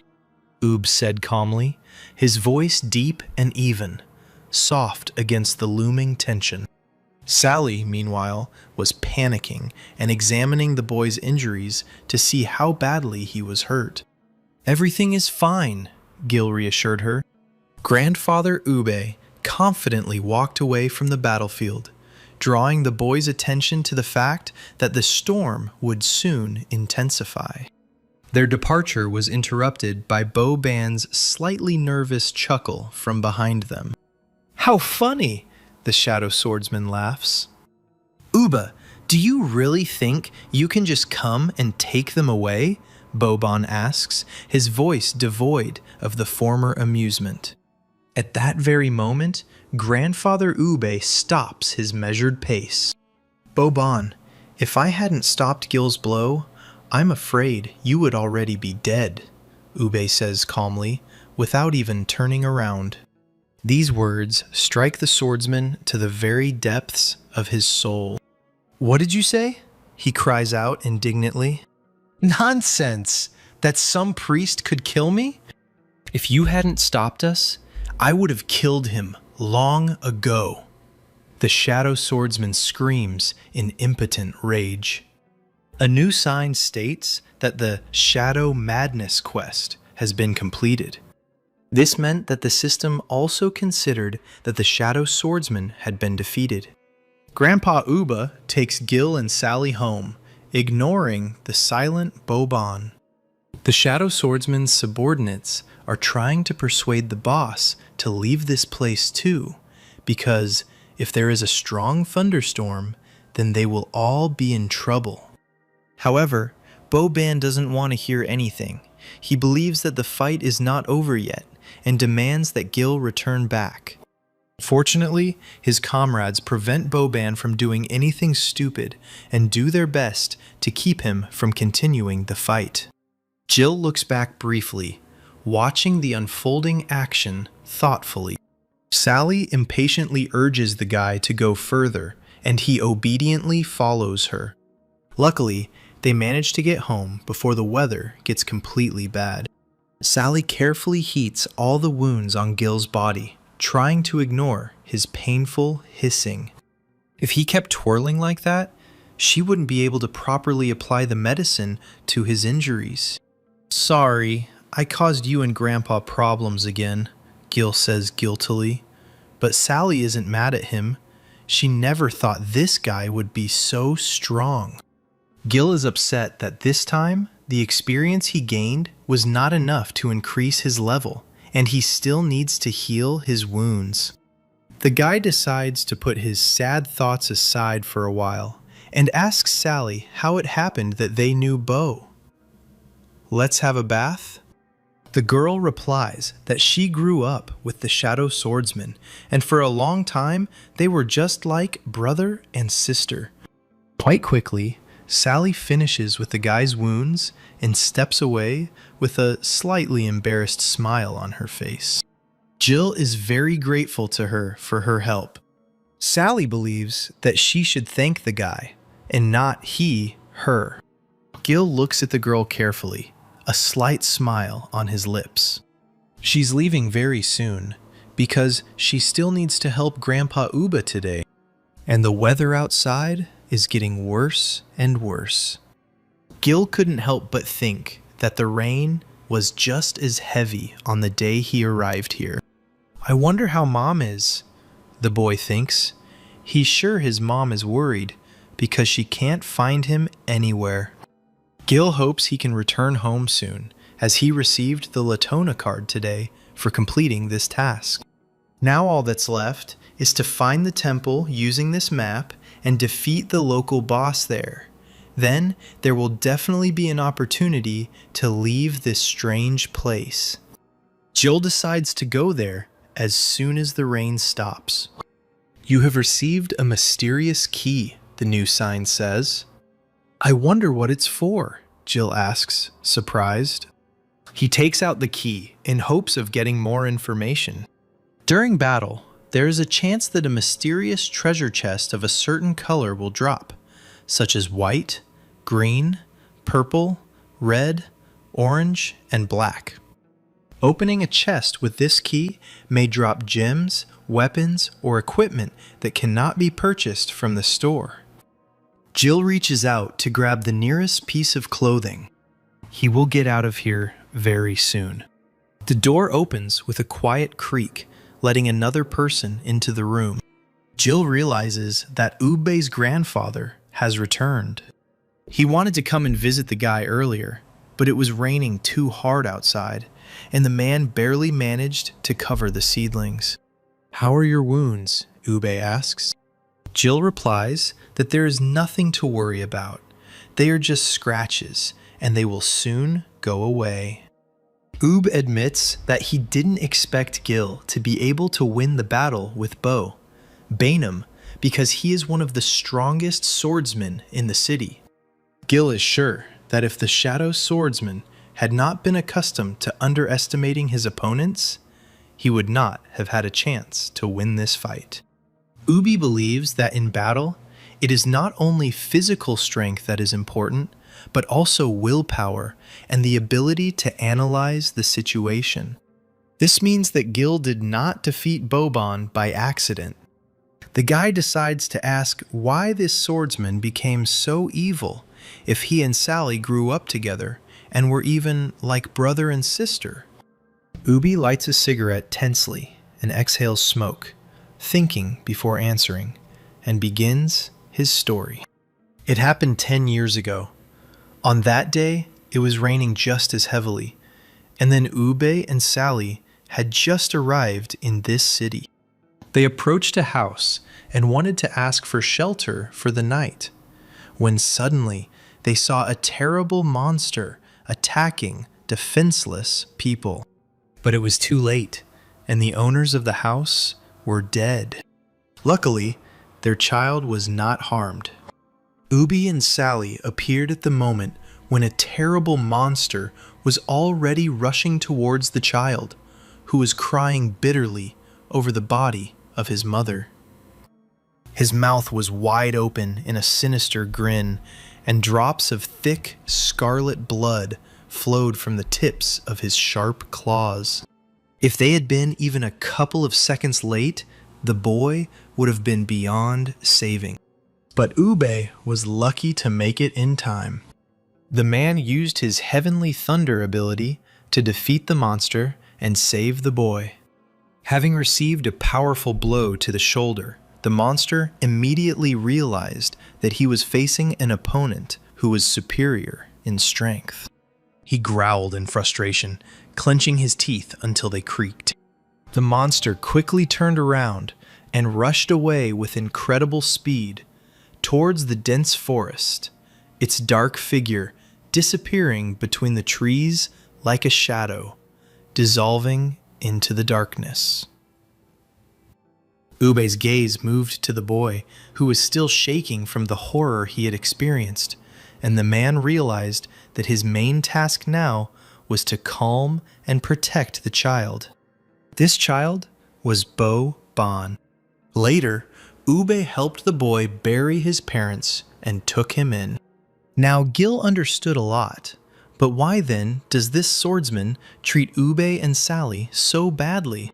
The thing is that Bo Ban decided that his duty was to find the monster that killed his parents, and the search for the monster became the goal of his whole life. Ube constantly told him to abandon this idea and live a normal life, because the desert of Latona is home to many dangerous monsters, and it is difficult to even imagine how terrible they are. Even if Ube had used all his power, he probably wouldn't have been able to kill that monster, let alone Bobon, so in the end, he still left. Gil wondered how terrible that creature must be if even the strongest grandfather Oob feared it. Even though Gil has already received the map, he still needs to go through the desert and find the temple, and with his current power level, he could be killed before he even finds the temple. Last time, Gil got a boost to all of his stats, but that monster still dealt with him easily, which means the guy definitely needs to get even stronger. So he stops Ube before he can walk out the door. "Please, teach me to fight," the boy cries out passionately. "I must become stronger, find the temple, and get out of here." Ube answers after a short pause. Jill furiously shouts back that she knows how to get out of this desert, but it's all in vain. He sadly realizes that he was wrong to give in to his emotions, because the paths of Bobon and grandfather Ube diverged in different directions for this very reason. His sad thoughts are interrupted by a quiet voice. "Tomorrow, the storm will go behind the mountain," says Ube. "If you can pass my test, then I will train you." "Don't worry, I can handle it, Grandpa Ube," Jill shouts joyfully after the man as he leaves. Ube thinks that for the first time in a long time today, he felt hope.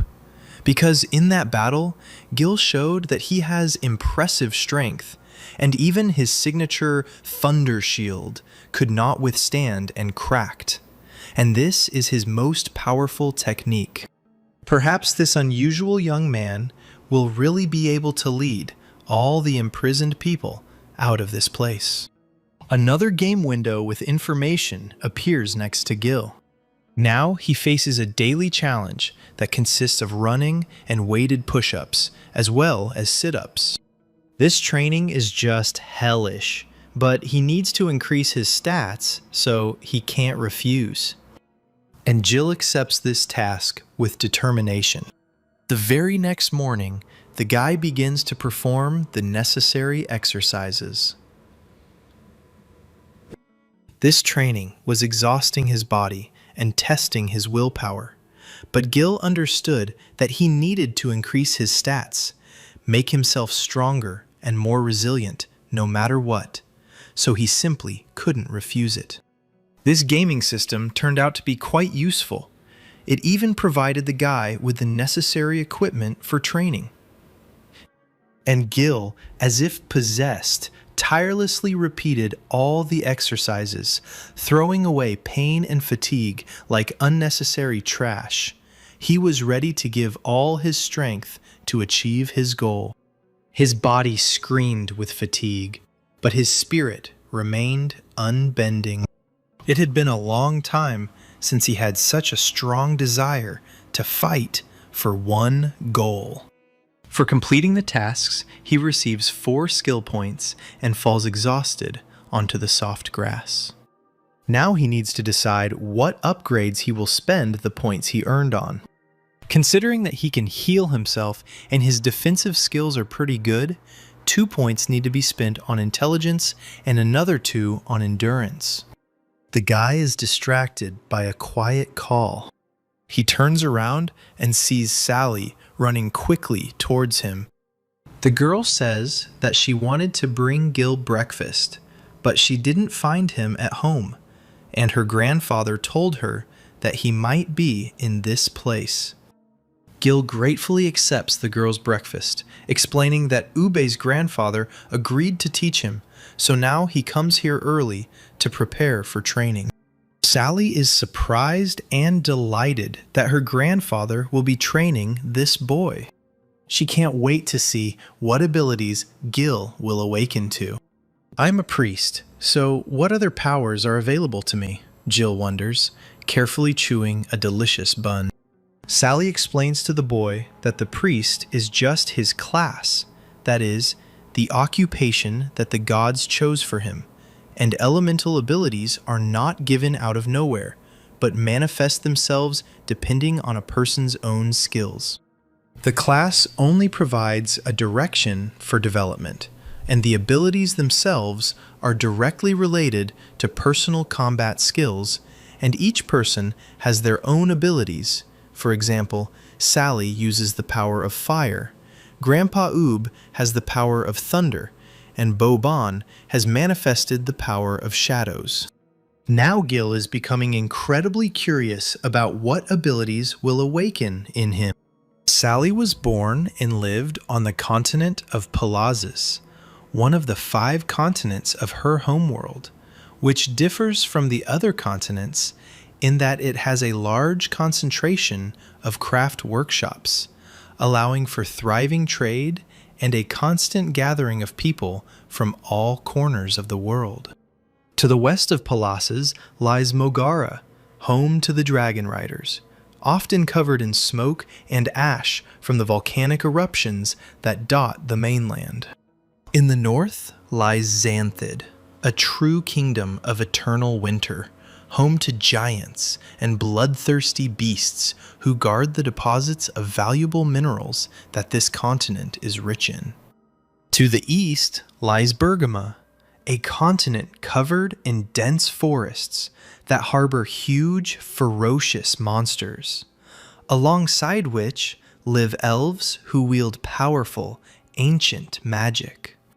To the south lies Cubitek, or the Land's End, as everyone calls it, where live the dwarves, whose wares from their forge hammers are highly prized throughout the world.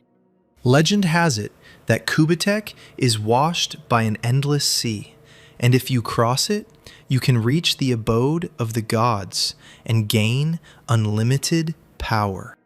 Previously, Sally thought that the story about the endless sea and the abode of the gods was just a legend. But when she got here, she realized that all of this was actually true. Gil is confident that finding the temple and leaving the Latona Desert is indeed possible, and they will definitely be able to get out of here. This gives the girl hope, and she nods at him with a smile. I didn't think you'd wake up before me, Grandpa Oob's voice suddenly rings out. Sally, are you done declaring your feelings yet? The man smiles. He reacts to all of Sally's indignation with a calm and detached expression on his face. Gil, are you ready to take the test? Ube asks. Without a second's hesitation, Jill, with inspiration and enthusiasm, answers positively. At the very beginning, when chaos reigned everywhere, the gods populated this world with various peoples and gave each creature its own purpose, showed them the way, and divided them into classes. The only thing that unites this world is that everything here consists of elements. Moreover, there are not only tangible elements, such as water, fire, lightning, earth, or wood, but also intangible ones, such as light that illuminates the world, or shadow that creates contrast. And all these elements, both visible and invisible, play an important role in the surrounding world. To master the power of the elements, one must first learn to feel them. To do this, you need to try to feel the spontaneous flow. It is necessary to learn to feel the very essence of these elements. You need to immerse yourself in the study of the elements. Learn to sense their essence, their internal vibrations, and only then will you be able to use their power to achieve your goals.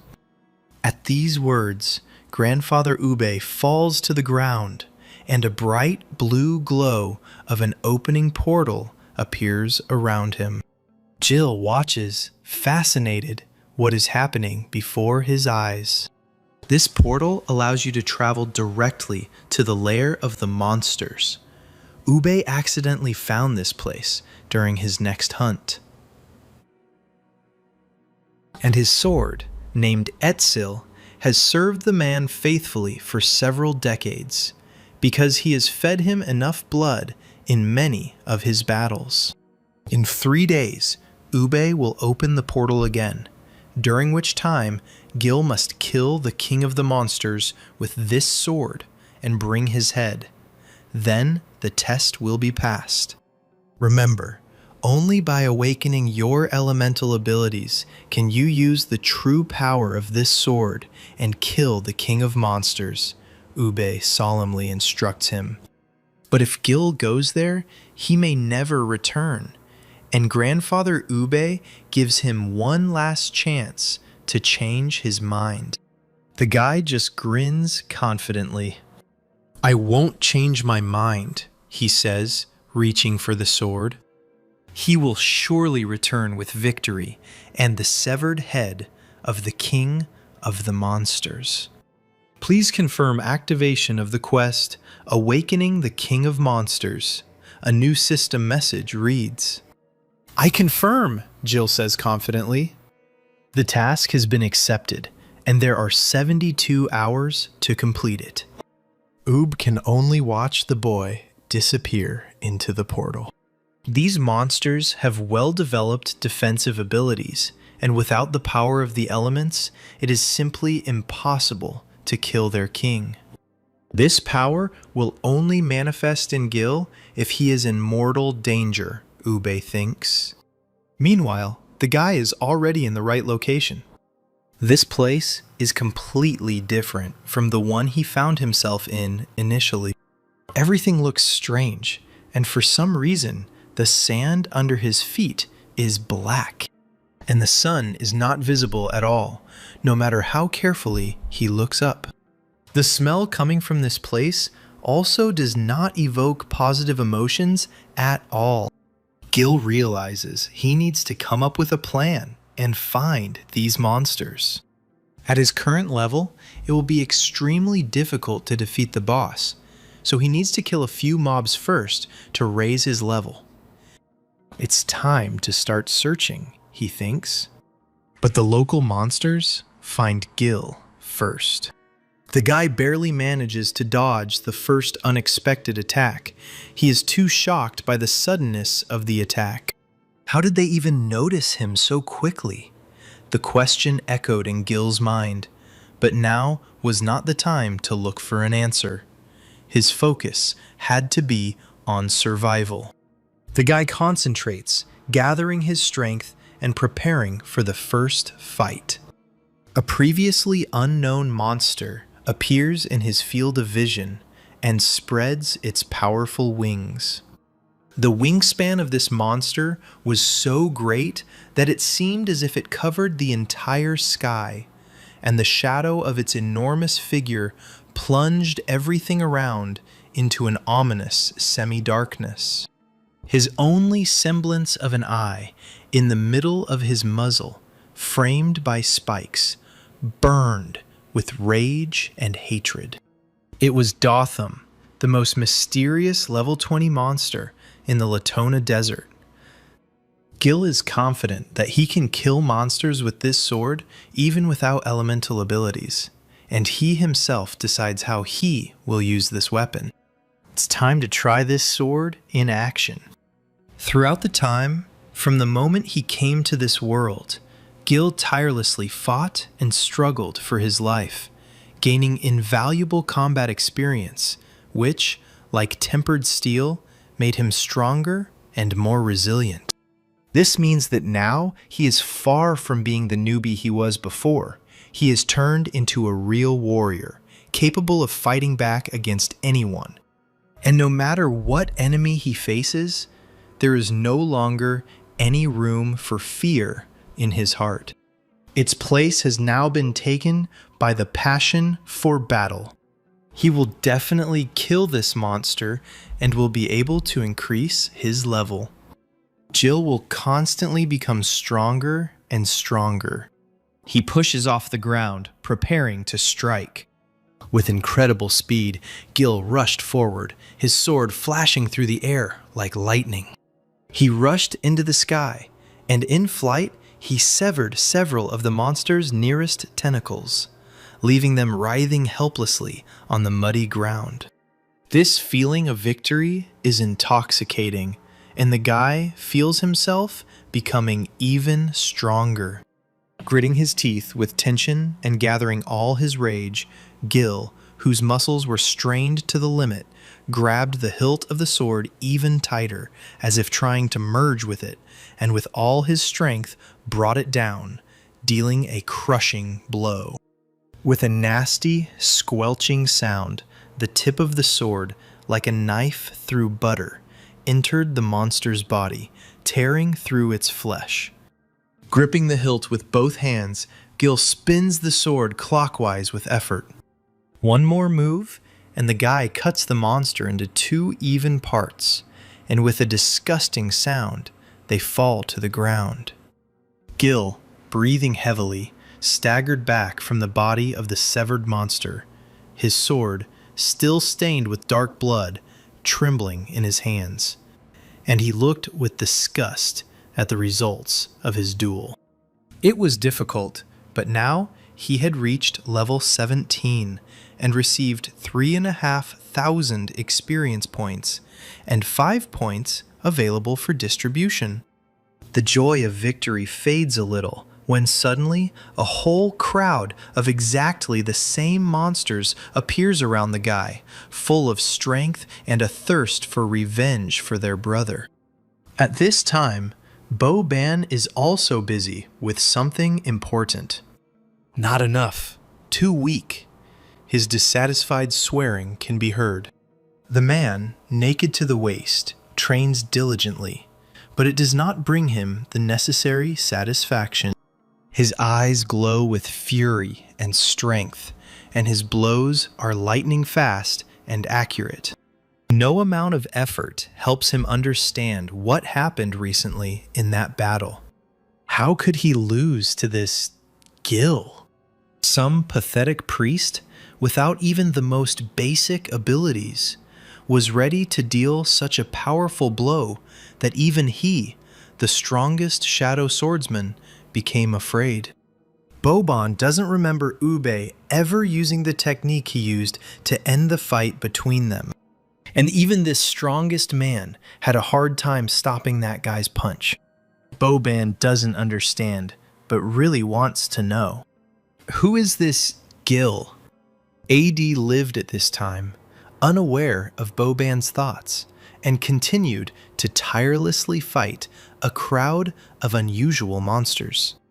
Dotham is down. Level up.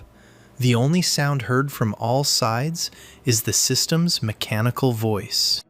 The guy's sword cuts through the air like a whirlwind, leaving a trail of blood behind it. Jill fights with all her might, never resting. With each monster he defeated, his level rose higher and higher, and he felt his body becoming stronger, his reactions sharper, and his skills more and more perfect. Every swing he made was full of power and determination. Now he has reached level 25. 45 points are available for distribution, and the opportunity to unlock access to medicines has appeared. It will take 15 levels to unlock the cure. Gil has been working so hard to level up, and he's being asked to pay so much to gain access to the drugs, so it's quite a difficult choice. Since levels are used to purchase goods, it's logical that the higher the level, the more difficult it will be to raise it, and if he wants to unlock something later, he will have to spend even more. Gil decides to calculate how many levels he will need to unlock everything, including the mercenary system. Putting it all together, he realizes that he will need to spend as many as 300 levels. In this case, Gil decides to accumulate enough levels to unlock the most expensive sections.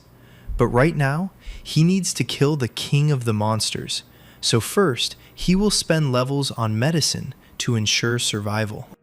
Once he makes his decision, he learns that restorative, strengthening, skill-enhancing, cooling, and accelerating medicines are available to him. As he thought, the effectiveness of the medicine depends on the amount of his strength and health points.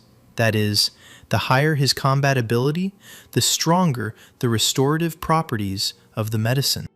This means that if he has, for example, 10,000 health points, then within 10 seconds, he will be able to restore as many as 8,000 points. And this is absolutely the same as completely restoring his health. Jill decisively removes the drug block. He acquires a medicine called Berserker's Sorrow for 8 levels. Now Gil literally has 2 whole lives. The silence is broken by the loud rumble of his stomach. The guy spent too much energy killing those monsters, so now it's time to buy something to eat at the marketplace and restore his spent strength. He buys a basket with several loaves of white bread, which are good for reducing hunger. They are quite hard and do not compare at all to Sally's tender buns. 12 hours have passed before you know it, leaving only 60 hours to complete this task. Grandfather Ube said that the monster's lair is in the northwest, and you just need to follow the map. The system reminds the guy with another notification about the need to distribute points. Gil had forgotten all about them. Last time, he pumped up his strength and agility quite well. But it would be good to also strengthen his armor and increase the amount of mana, because if he gets any ability that uses mana, then the lack of it can significantly limit the damage. Additionally, another problem is that if he is left with too little health during the battle, the fight will be much more difficult, and a monster that is too strong will be able to kill him in one hit without even giving him a chance to use medicine. It's like taking university entrance exams, where you need to be good at math, chemistry, and a foreign language to get high scores. But the only difference is that you only have to take the exams once, while in this game, he can constantly gain new abilities. You just need to constantly improve various characteristics so you can achieve the maximum effect. The guy decides to spend points on armor, strength, defensive abilities, dexterity, and magic. Now all that remains is to find the monster's lair, and he is confident that this test will be passed successfully. At this time, Sally learns that Ube's grandfather let Gil go alone to such a dangerous place. Will he be okay? The girl worries. However, Grandpa Uba is absolutely calm, and he has a reason for it. He left a magical mark on the sword, and if Gil was in mortal danger, he would come to the boy's aid. Sally doesn't understand why it was necessary to send Gil to the monster's lair at all. And why did Grandfather never tell her that he himself had already been there? Ubi replies that he simply found this place by chance during his next hunt.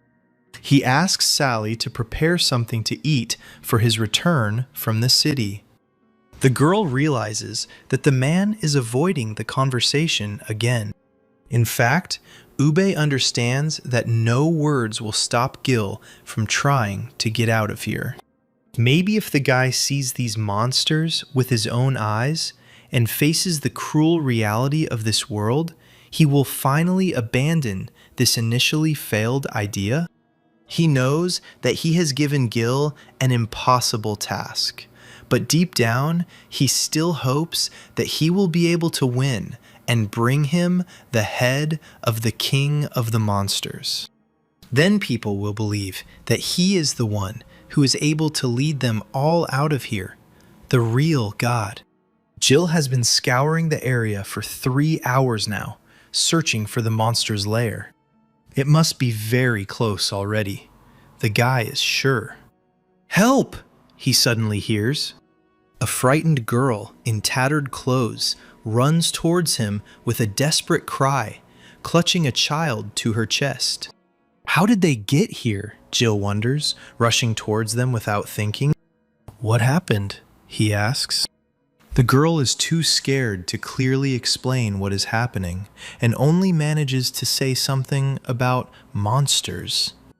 But Jill himself already sees and hears the approach of the monsters and the ringing of their weapons. Hot steam, like from a locomotive, was escaping from the nostrils of the huge red monsters, and this air mixed with their angry growls. There were 2 of them, these huge scarlet giants whose eyes burned with rage, and another monster, slightly smaller than them. These are the beast-like monsters of Latona, possessing incredible destructive power and a huge amount of health. Next to them is the level 40 desert orc, Reheidler, who can subjugate Latona's low-intelligence creatures and summon and control large desert monsters, directing their attacks. This orc's level is much higher than all the monsters Gil has fought before, and he also has these 2 monsters with the same intelligence as those bandits. The good news is that since he met these monsters here, their lair is already very close. Did this woman and child really get here via teleportation, like me? Jill wonders. The woman hides behind his back, trembling with fear and horror, hugging her small child with all her strength, who, in turn, was quietly crying, clinging to his mother. Gil's eyes reflected the determination to protect not only himself, but them as well. He leans over to the girl and the child, reassuring them and telling them that they are safe now. "Stupid, ignorant, and cowardly worms," the orc growls angrily, drawing ever closer to the humans. "The one I killed before you called me the same," Jill grins. "Get ready for a good snack," the orc says mockingly to his monsters. Gil gets into a fighting stance, ready to repel any attack. Tear these puny worms into tiny pieces, and let the bloody feast begin. The orc roars at the top of his lungs. Gil with guttural roars, their claws and fangs cutting through the air like razor blades. They were thirsty for blood, and their attacks were ferocious and merciless. Gil dodged their blows like a whirlwind, his sword cutting through the air with lightning speed. Without thinking, he dealt the monster precise, brutal blows, leaving a trail of blood behind him. The monster screamed furiously, unable to dodge the crushing blows. Enraged and clumsy, he lost his guard for a moment, and Gil, with lightning speed, took advantage of his mistake, inflicting another wound with a precise blow. Gil successfully repelled all the attacks of the red monster, and with each blow, his determination only strengthened. His eyes burned with rage, and he was ready to destroy all his enemies. The monster, letting out a wild roar of pain, tried to grab Gil with its paws, but he, like a shadow, dodged its paws. Like two wild animals, they rolled on the ground, their bodies covered in dust and blood. The monster's claws tore at Gil's clothes and flesh, and the boy's sword whistled through the air, trying to find the monster's weak spot. The girl and her child watched the battle progress from a safe place in fear. Gil, feeling his superiority, gathered all his energy and will, and delivered another crushing blow with his sword. After leveling up, he became much stronger. The disgruntled orc could only watch as the boy pierced the red monster's chest, and it fell to the ground with a wheezing sound, its eyes going dark. "What are you standing there for? Finish him off quickly," he shouted at the second beast-like monster. But these plans were not destined to come true.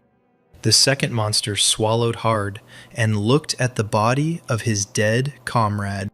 And instead of joining the fight, as the orc expected, he turned around in fear and, with his tail between his legs, like a cowardly dog, he began to run at great speed. The desert orc is furious, but he is nevertheless confident that he can handle this guy without this useless, escaped trash. The orc's furious cry is interrupted by the tip of a sword suddenly appearing right at his throat. "Drop the club and don't move unless you want to lose your head," Gil tells him with a casual smile. He stands confidently on his feet. His posture is relaxed and collected at the same time, and his body is ready for any development of events. "Why are you following these two?" Jill asks. The orc indignantly replies that he is a faithful servant of the god of these lands, and if the guy dares to kill him, then divine punishment will overtake him instantly. Gil is not at all fazed by this, and hits the orc in the face with the hilt of his sword, intending to make him more compliant. "How painful!" the desert orc hisses. Gil warns that next time, it won't be the hilt, but the blade, if he doesn't show him where their lair is right now. The defeated orc points the guy in the direction. It seems he is not lying, and this place really does look like the one marked on the map. While Jill is trying to get a good look at the mountains in the distance, the orc takes advantage of the opportunity to attack the girl and child. The guy doesn't have time to react before the orc is already next to the defenseless people. The monster laughs evilly, promising to immediately wring those thin necks and drink all their blood. "Now I will show you my true power," the monster screams. But the guy doesn't intend to wait for that moment. He confidently rushes at the monster, getting ready to attack, but an unknown guy gets ahead of him. The stunned orc, taken by surprise, begins to turn his head from side to side in complete bewilderment, trying to understand where the attack is coming from. But he doesn't have time to react. The monster is completely confused by the sudden appearance of a new enemy and takes a kick straight to the face. The monster, stunned and disoriented by the powerful blow, flies back, unable to maintain its balance. Now, these defenseless people are safe, and Jill is shocked by what is happening. "You're not bad," the stranger tells him. Several more people appear behind him, and Jill tries to find out who they are and what they are doing here. The stranger says that 3 days ago, he and his friends suddenly found themselves here and were immediately attacked by orcs who took their comrade during the battle. So they followed the monster's trail to save their friend. "By the way, my name is Bros, and I'm a warrior," says the guy to Gilu, extending his hand to introduce himself. Next to him is an assassin named Pheloija. A little further away stands Rachel, and she is a healer. Jill also tells the boys her name and shakes their outstretched hand. "Jill, do you by any chance know why we suddenly moved here?" Bros asks. Jill says, upset, that she knows nothing about it. "But this orc must surely know something. Sooner or later, I will kill you all," the monster thinks at this time. He doesn't expect to be thrown to the ground in a humiliating manner, with a tight circle forming around him, preventing him from escaping. The monster is furious, because how can these pathetic insects, who are only fit to become their dinner, treat God and his servant so disrespectfully? "Hey, Rehidler," calls the surprised orc Jill. He has several questions for this monster, and if this orc doesn't want to die, he'll have to answer. Poor Rehidler has to tell these people everything he knows. He convinces Gil that he does not have such a high status in the tribe and does not know everything. All he knows is that God sends people to these lands to become food for all the monsters living here. Rehidler simply follows the will of his God and guards these territories. Rehidler's story with disgust, their faces distorted with anger and horror. At this time, somewhere in the city of Dirks, it is cloudy and raining again. "Uba, are you out of your mind?" One of the 4 unknown figures sitting on makeshift thrones says to the man. "Let's say he finds this temple. What next?" "We still can't defeat his guards," says a fire mage named Hicks, who has the power of the wind. He is outraged that Ube is placing his hopes on a boy who doesn't even have elemental abilities yet. Besides, everyone knows what happens if you incur the wrath of God. All the inhabitants of the city are in danger, so Ube should go to the lair of the monsters, kill this boy himself, and repent before God, begging for forgiveness. Ube replies that one cannot simply give up the lives of unsuspecting comrades in exchange for what they all call peace. The man believes that Hicks is excellent at passing off his shortcomings as strengths and proudly moving forward without looking back at the cemetery he left behind. "What did you say?" Hicks screams in rage. He concentrates his power in his palm, preparing to respond to the insult. He intends to punish Ube himself instead of their god. In response to all the shouts, the man simply silently erects a thunder shield around himself. His eyes are full of confidence and calm. The man stands relaxed in front of the enraged mage, confident in the strength of his shield. Hicks pauses, uncertain. He can only watch, helplessly. Ube leaves, saying that he is not satisfied with a world built on the bones of others. He will take up arms again and continue to look for a way to get out of here and protect all these innocent people, standing up to the one they call God here. "Don't underestimate me," Hicks shouts furiously again. However, his comrade stops him with one lazy movement of his hand. Hicks pauses, uncertain. He is angry, but now he cannot afford to take revenge for the humiliation. At this time, Jill reflects on the fact that all these people were sent to feed the local monsters.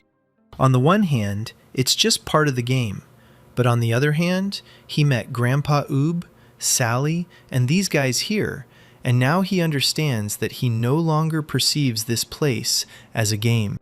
They are all living people to him, who cannot be sacrificed just for fun, and he is obliged to find the Temple of Khepri and get everyone out of here.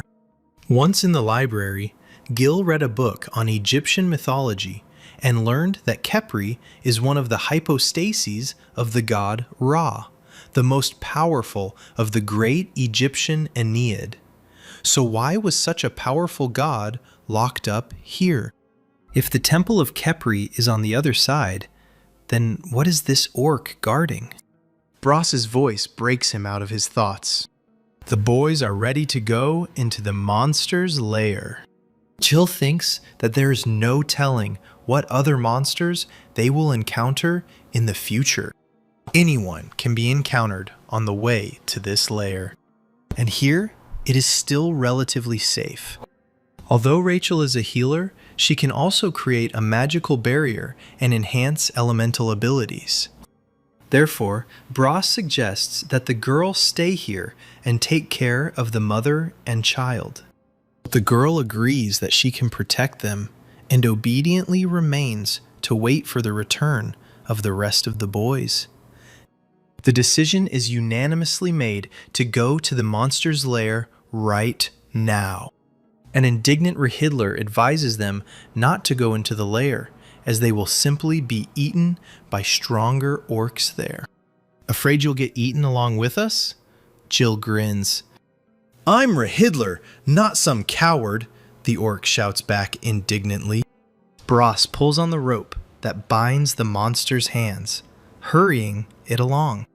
"Then let's go. No point in wasting time talking," he says cheerfully to the orc. "Help!"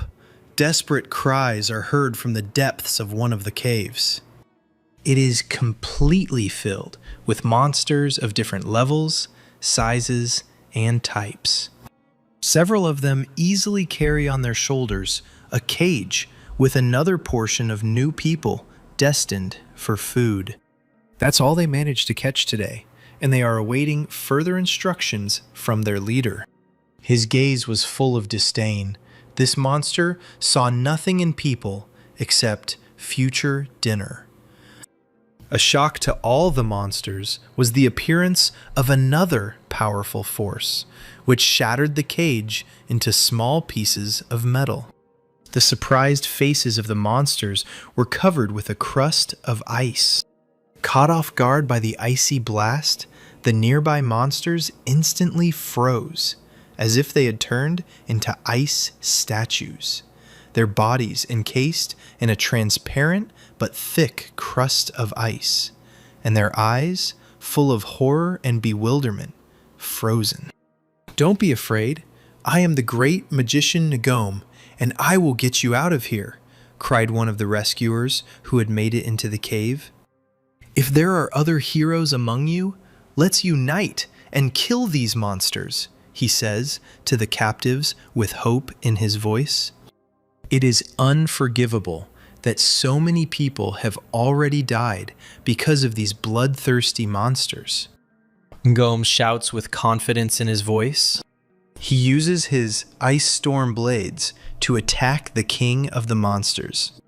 However, an unpleasant discovery occurs to him, and his confidence cracks, and his face darkens with anxiety. The blades don't even reach the monster's face, hitting an invisible shield and falling powerlessly to the ground next to it. Ngom did not expect this result of his attack at all.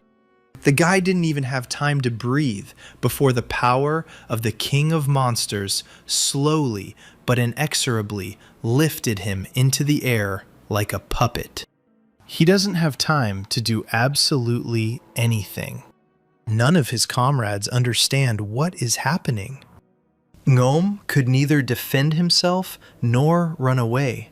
He was defenseless against this power. His body dangled helplessly in the air, and he understood that it was all over. The king of the monsters grinned sinisterly, his eyes glowing with rage and satisfaction.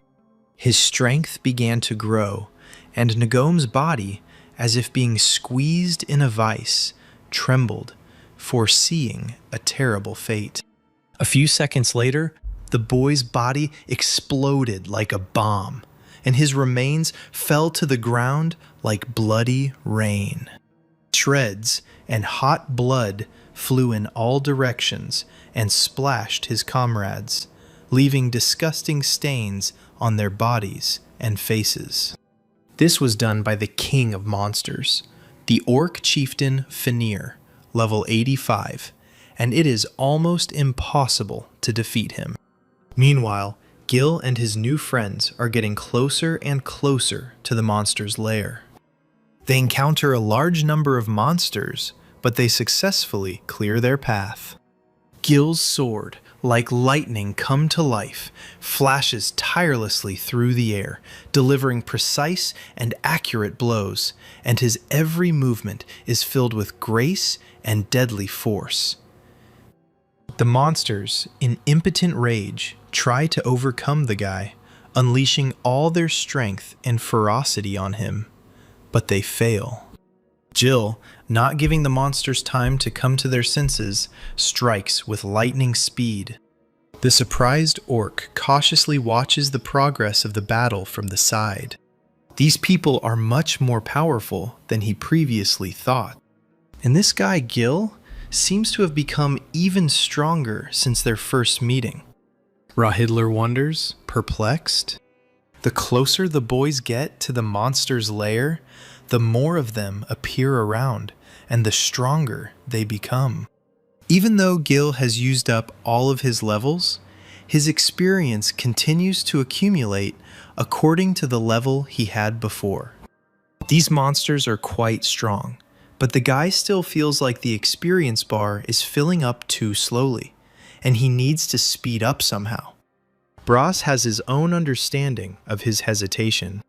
These monsters are slow, but they are not easy to kill, and this is the first time Bras has seen a person who can deal with monsters so easily, even without using elemental abilities.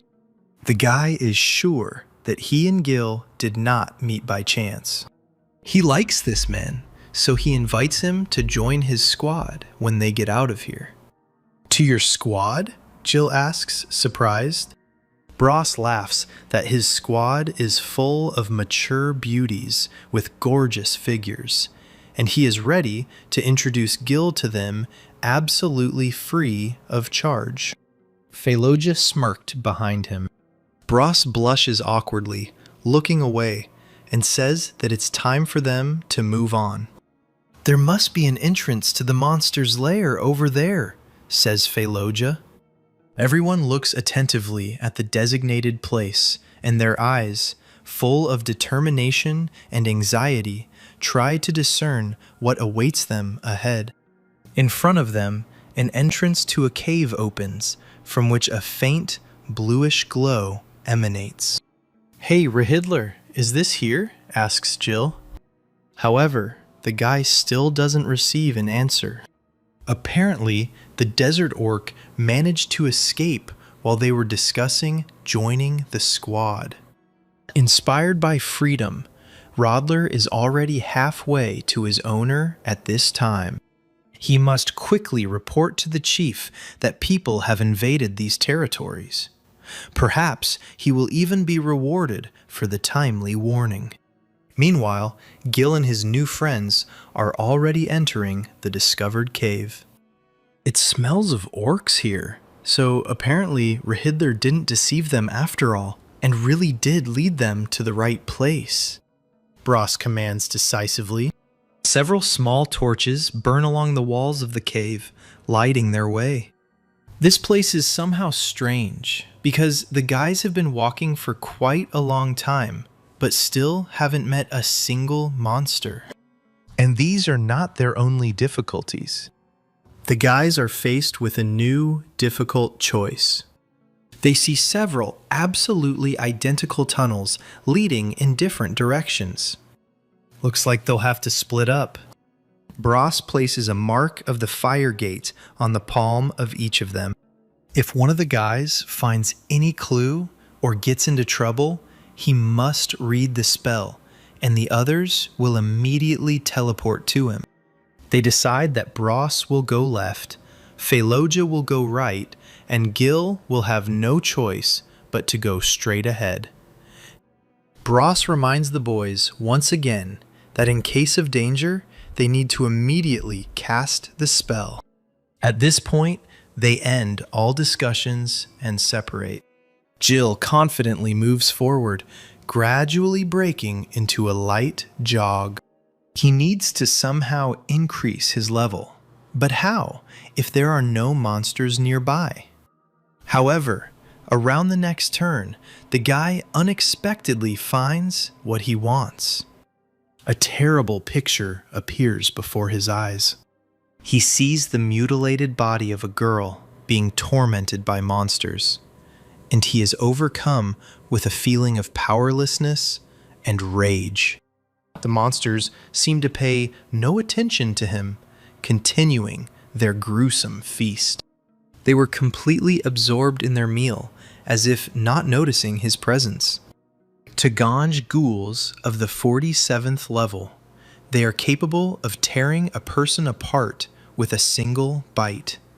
They are afraid of light and rarely appear alone, preferring to live in packs. All he had to do was think about it, and combat experience itself came into the guy's hands. The situation is complicated only by the fact that with every second there are more and more of these monsters. Their terrible cries, full of hatred and hunger, echo around like harbingers of imminent death. Reincarnated had already successfully reached his owner. 3 pathetic worms have infiltrated our territory, but now they've split up and trapped themselves. The orc tells his tale. He is sure that the local evil spirits have already torn the strangers to pieces. Reincarnated has no idea that this is not true at all. These ghouls aren't too strong for Gil, but there are a lot of them, and they give a lot of experience. With unprecedented enthusiasm, the guy continues to chop the monsters into small pieces. For 10 killed ghouls, he receives 20,000 combat experience points. However, killing them one by one is extremely ineffective. Gil's school of experience is rapidly filling up, and he hopes to be able to level up very soon. He doesn't have much time, so he needs to finish here quickly. With over 99 ghouls slain, Jill finally reaches level 14, increasing all of her stats. He now has access to a new skill called Divine Punishment, which deals 500 points of damage to all enemies within a 3-meter radius. He also has access to the Divine Strike skill, which instantly deals damage to 20 enemies within a 5-meter radius, increasing the attack's power by 60% and restoring health by 5% of the damage dealt. And the third available skill is called Divine Path, which removes all imposed negative effects and increases the player's speed by 20%. Jill can only choose 2 skills out of these 3, and the choice is quite difficult. Divine Path and Divine Punishment are a good combination, and if you use Divine Strike and Divine Path at the same time, the guy will be able to restore his health level faster. It turns out that he will restore health during close combat using the Divine Punishment skill. Or you can use Divine Path to increase your speed and get close to the enemy, and then use Divine Smite or Divine Strike. But the radius of the Divine Punishment is too small, and if the enemies are far away, it will only be able to restore health, so this is not the best choice. Therefore, he decides to choose the Divine Path and the Divine Strike. Having made his decision, the guy marks the chosen skills in the system, abandoning the Divine Punishment skill. Now he wonders how Bros and Phaloja are doing, because they could also have encountered these monsters. However, the magical mark on his hand did not appear, which meant that everything was fine with the guys. Now we need to move on before more monsters arrive. From the depths of the cave, the angry growling of approaching monsters is heard, which means Jill leaves just in time. In another part of the cave, Bros is quite successfully using his combat skill Hellfire, destroying everything around him. There are also quite a few monsters around him, but he successfully copes with their attacks. His skill allows him to set each of these monsters on fire, causing them to scream in insane pain and powerlessness. Bros is quite pleased with himself in this fight. Suddenly, the guy begins to hear soft music coming from somewhere in the depths of the cave. Someone is singing, he understands. The monsters also turn around in confusion. An unclear silhouette approaches them all. This is a girl whose fragile ankles bear the remains of broken shackles. She is half naked, with only half-rotted scraps of fabric remaining on her body. The girl walks slowly and sings, seemingly oblivious to the crowd of monsters nearby. Bros understands that it was this girl who set all these ghouls on him with her singing.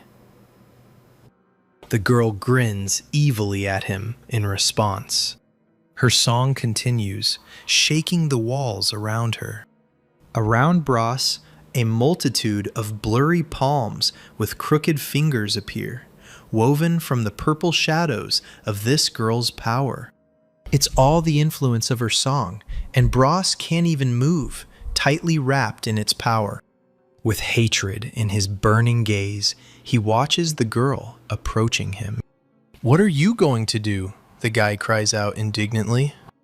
"It's been a while since I've come across such delicious specimens," the girl laughs in response, opening her mouth wide and touching the young man's body with her long, curved tongue. The claw on her hand presses into his stomach, mercilessly piercing until blood appears. She plans to enjoy every bite of this delicious body. Luckily for Buros, Gil is rapidly approaching them. With lightning speed, he strikes the first blow. In a matter of seconds, the guy cuts off the monster's hands, with which she was holding his new friend. Bros watches this battle with an expression of utter shock. "Am I late?" Jill asks with a chuckle. "So Delic didn't kill you?" the monster girl asks, astonished. "You mean him?" Jill replies, throwing the monster's head right at her feet. With a dull thud, the head falls and rolls across the cold cave floor. Gil admits that this ghoul was stronger than all the others, but that didn't stop him from being dealt with in no time. The girl clenches her teeth in rage, looking at the head of her fallen comrade. Her magical song resounds throughout the cave again. Bros tries to warn Gil about the effects of this music. This is a necromancer's song that has a paralyzing effect. Now the girl is confident that victory will be hers. She doesn't have time to understand at what moment Jill attacks. With incredible speed, he pierced the air with his sword, and with a dull crunch, he severed the head of the monster girl, and her body fell to the ground, and the eerie song suddenly stopped. The boy used his new skill, Divine Path, for the first time. And he is strong, Bros thinks. The ensuing silence is interrupted by a soft, hissing sound. The sound makes Gil and Bros tense and hold their breath. A fiery mark suddenly lights up on the palms of both boys, and they realize that Fallujah is in trouble. Their comrade was unlucky enough to encounter a level 55 hellish serpent capable of breathing fire. This evil creature is straight from the underworld, and its body is permeated with hellfire. This monster is too strong, and Fallujah can only defend himself. There can be no talk at all of killing the monster. Damn! The guy screams. The giant snake's new attack was so swift and unexpected that the boy didn't even have time to blink, let alone dodge the blow, and was thrown aside like a rag doll. The boy, having huddled up, falls painfully on his back onto the hard stone floor of the cave. The powerful blow causes a powerful stream of bright red blood to spray from his mouth through his tightly clenched teeth. Fallujah's body is pierced by unbearable pain, and he realizes that his situation is completely desperate. Am I really going to die now? The boy thinks. And the snake is already heading towards him, greedily opening its huge mouth with sharp fangs. But Gil, who suddenly appeared, prevents the monster from reaching Fallujah. He rushes into a furious attack on the serpent, and his sword, like a deadly whirlwind, begins to rapidly deal one blow after another. The serpent, feeling his strength inexorably fading, begins to attack Gil with even greater fury, with a deafening roar. However, even this does not help the monster win. And with a terrible cry, the snake falls to the ground and crawls away, exhausted. Jill lowers her sword with satisfaction. Sorry I'm a little late, he smiled at the exhausted Fallujah. Gil is incredibly strong, the assassin thought. Bros joins the conversation, explaining that he and Gil found nothing of value in their tunnels, which suggests that this is the road that leads to the monster's lair. Fallujah smiles at him, a little tensely. Are you okay? Bros asks the boy worriedly. The assassin replies that he is fine and not so easy to kill. But this snake turned out to be too strong. He had never seen anything like it before. What if the king of the monsters kills them easily, since he's much stronger than all these monsters? Bros worries. Gil is sure that it will not be the monster boss that will kill him, but his own fear. After all, fear during a fight only brings you closer to death. It's just the king of the monsters, and no one knows what kind of monsters they will be destined to face beyond the Latona Desert. There is a clear determination shining in the guy's eyes. For the sake of his comrades, and for the freedom of each of them, Gil is ready to fight until his last breath. As if hearing his words, the hellish serpent appears in front of the boys again. Apparently, he had time to rest and gather his strength. "Let's go kill him!" Jill cries out in a warlike voice.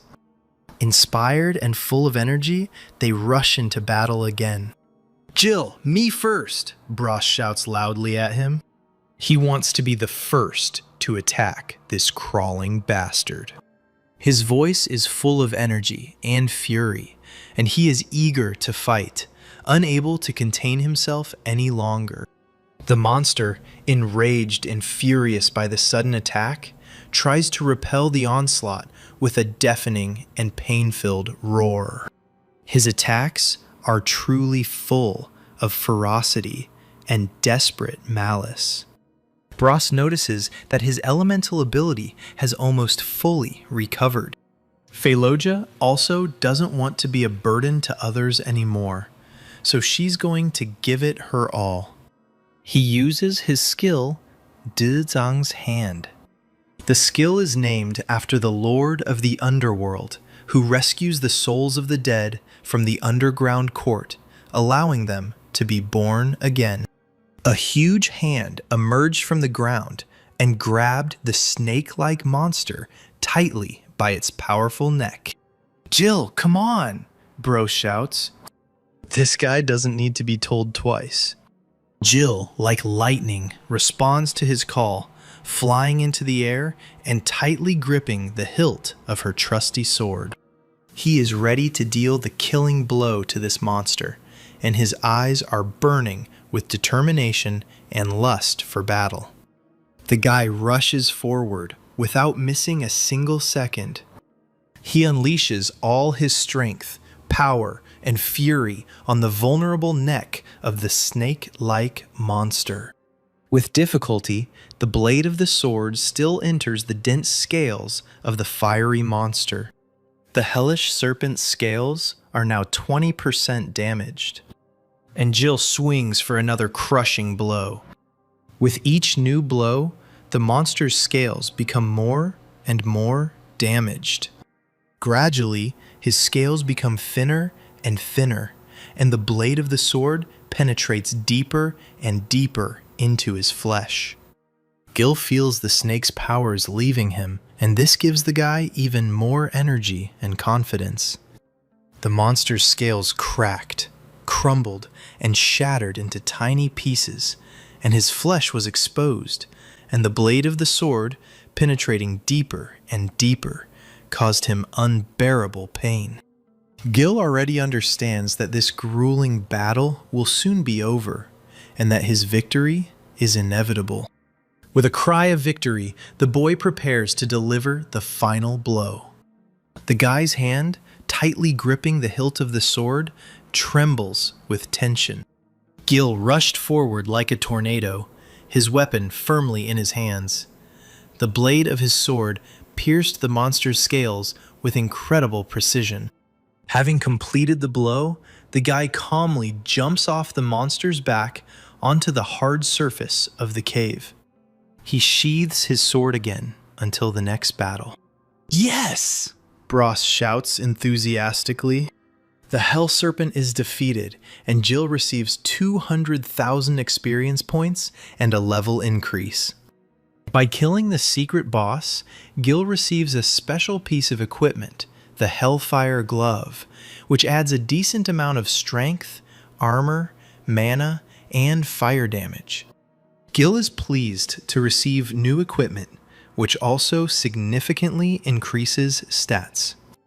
Equip gear? Another system window asks. Now the guy has a Hellfire Glove on his hand. Bros is extremely surprised that they were separated for only a few hours, and Gil's strength has already increased so much.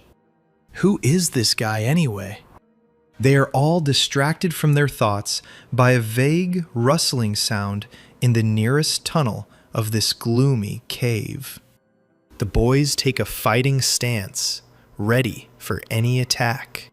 Rahidler, already familiar to them, peeks out modestly from around the corner, but no one notices him yet.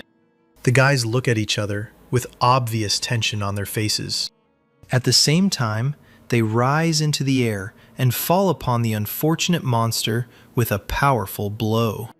Rahidler squints in shock, completely unprepared for the sudden attack. The unexpected blow throws him several meters to the side, and the monster hits his back painfully on the stone floor of the cave. "Rahidler, why did you come?" Bros cries out indignantly, realizing exactly who they've hit. The desert orc assures the boys that he is simply lost, and that in general, it looks like the Overlord is preparing traps for them all. Traps? No wonder we encountered so many monsters here, Jill thinks. You're lucky to have somehow managed to survive here. The orc is surprised. An enraged Bros demands that Rahidler tell him where the king of the monsters is. Otherwise, he threatens to kill him. The desert orc agrees to take them, especially since the entrance is very close. If you pull any tricks, I'll cut your dick off. Bros continues to get angry. In response, the orc utters several phrases in an incomprehensible language under his breath. Apparently, this is a special key that opens the door to the monster's lair. The heavy door opens smoothly, raising a whole cloud of dust into the air. People freeze right in front of the entrance, trying to see what exactly is behind these doors. At this time, a thunderstorm is raging in the city again. Grandfather Ube watches the stormy weather from the window with a gloomily expression. With determination, a firm step, and unshakable confidence, the man approaches a small cabinet standing alone in the very center of the room, and his gaze is full of expectation. His hands, strong and confident, as if by themselves, reach for the doors of this old closet, his movements precise and quick, and he knows that inside awaits something that will change everything, and he does not intend to hesitate. The room is filled with heavy twilight, and its shadows, as if alive, glide along the walls, creating an oppressive atmosphere. Behind the old and creaky doors of this inconspicuous closet lies something amazing and unexpected. A whole set of shining armor, and, as if created from liquid light, it emits a soft but mesmerizing glow that illuminates the semi-darkness of the room. You hesitated for so long, I thought you'd never open it. Boban's voice suddenly comes from the front door. Uba had previously forbidden him and Sally from entering this room, and they had always wanted to know what was hidden there. It turns out that the man was hiding not only armor there, but also the very hope that one day they would be able to get out of here. Boban recently heard that Oob is gathering a squad to go beyond the Latona Desert, and he is sure that along the way, the squad will definitely encounter the monster that killed his parents. Ever since Boban left this family, he has been training hard with only one goal in mind: to find that monster. So he will definitely go along with Ube. Meanwhile, Gil, Bros, and Feloja are tensely following their leading orc, Rahidler. The orc convinces them that he will not deceive them and shows them where the main hall is, where the Lord of the Monsters is. Do you know where they keep the prisoners? Jill asks, looking grimly surprised. Of course, I know everything here. The orc is proud of himself. Jill gives the rest of the guys the command to take out all the prisoners at once, as soon as they enter this hall. However, Bros strongly disagrees. He believes that if Gil saved them once, it doesn't mean anything, and in fact, he and Feloja will not interfere with him, but on the contrary, will provide all possible assistance. Even his strongest abilities have a limit, the guys are sure. A sudden alarm makes Gil tense. An unknown boss has been detected. The chance of winning is only 10%. Gil is upset because he spent so long leveling up, and even though he doesn't have elemental abilities, he still can't be that weak. Is everything all right, Jill? Asks the assassin. Gil says that's fine. He just doesn't want to drag anyone else into it. He offers his friends to save people while he fights the monster boss. However, Bros will never allow his comrade to fight alone and expose himself to mortal danger. Jill assures everyone that this monster boss is not as simple as they initially thought. Bros is confident that even if the chances of winning are negligible, they will still not retreat and will accept the fight. Jill can't come to terms with this decision. Since childhood, he had solved all his problems on his own, both at school and in kendo classes, which never particularly bothered him, although sometimes he felt a little lonely. However, now he is no longer alone. He has friends who are ready to help and support him. Rahidler shows the boys the entrance to the main hall and asks permission to stay here and not go further with them. Otherwise, the ruler will simply kill him. The boys, frozen in place, look thoughtfully and apprehensively at this gloomy opening, and their gazes are full of doubts and hesitation. They do not know what awaits them behind this dark curtain, and their hearts are squeezed with anxiety. This place, immersed in deep darkness and deathly silence, looks truly gloomy and frightening, and its atmosphere seems to press on them, and they feel a sticky fear that fetters their movements and deprives them of strength. Jill and Barros, exchanging glances of silent understanding and a mixture of anxiety and determination, take the first hesitant step forward. The orc will have to follow them. The boys cautiously enter the huge and lifeless main hall, and their steps, cautious and slow, echo in the eerie silence. To their great surprise and bewilderment, they see a completely empty hall, and nothing disturbs its ominous silence. And the huge throne, towering at the far end, looks abandoned and deserted. It's strange. Why is it so empty here?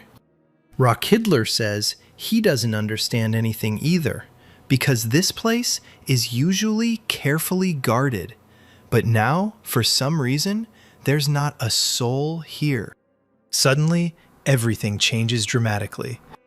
The surrounding environment is distorted in a matter of seconds, and the room is filled with loud, harsh, chaotic, and disturbing sounds. What is this? Rahidler is surprised. At this moment, Feloja lets out a painful groan.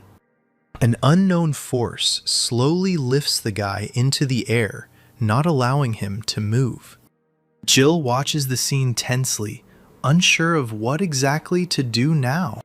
Before them appears the King of Monsters, the leader of the 85th level orcs, Fenrir. The assassin's painful groan, full of despair and agony, turns into a terrible, bloody cough, and blood, like ink, splashes the floor. Gil, gritting his teeth and not taking his eyes off the assassin, thinks furiously, his mind trying to find a way out of this situation. Having made his decision, he suddenly takes off. With lightning speed, he rushes to the previously empty throne on which the King of Monsters now sits. The boy grips the hilt of his sword tighter, rising into the air and preparing to strike. To his surprise, the weapon collides with an unusual shield that appears out of nowhere. No matter how hard the guy tried to reach the monster with the blade of his sword, he couldn't do it. All his efforts were in vain. Gil didn't expect this shield to be so strong. At this time, Bros rushes to the aid of the assassin. He catches the guy before he can hit the ground. Feloja, are you okay? Bros asks worriedly. Meanwhile, Jill is trying to figure out where the King of the Monsters suddenly came from. He parried my blow with such ease, the guy thinks frustratedly. The assassin's hands are shaking from the stress he's experienced, but he still tries to concentrate. If it's hard for you, then don't force yourself, Bros shouts at him.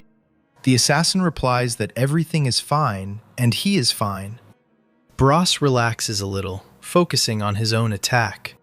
He focuses on his elemental powers, calling upon fire to help him. The King of Monsters only watches these pathetic attempts with a smirk, while Bros's body, tense as a string, is already ready to jump and unleash all its power and fury on the new enemy. The man rises into the air, surrounded by a fiery ring of his power.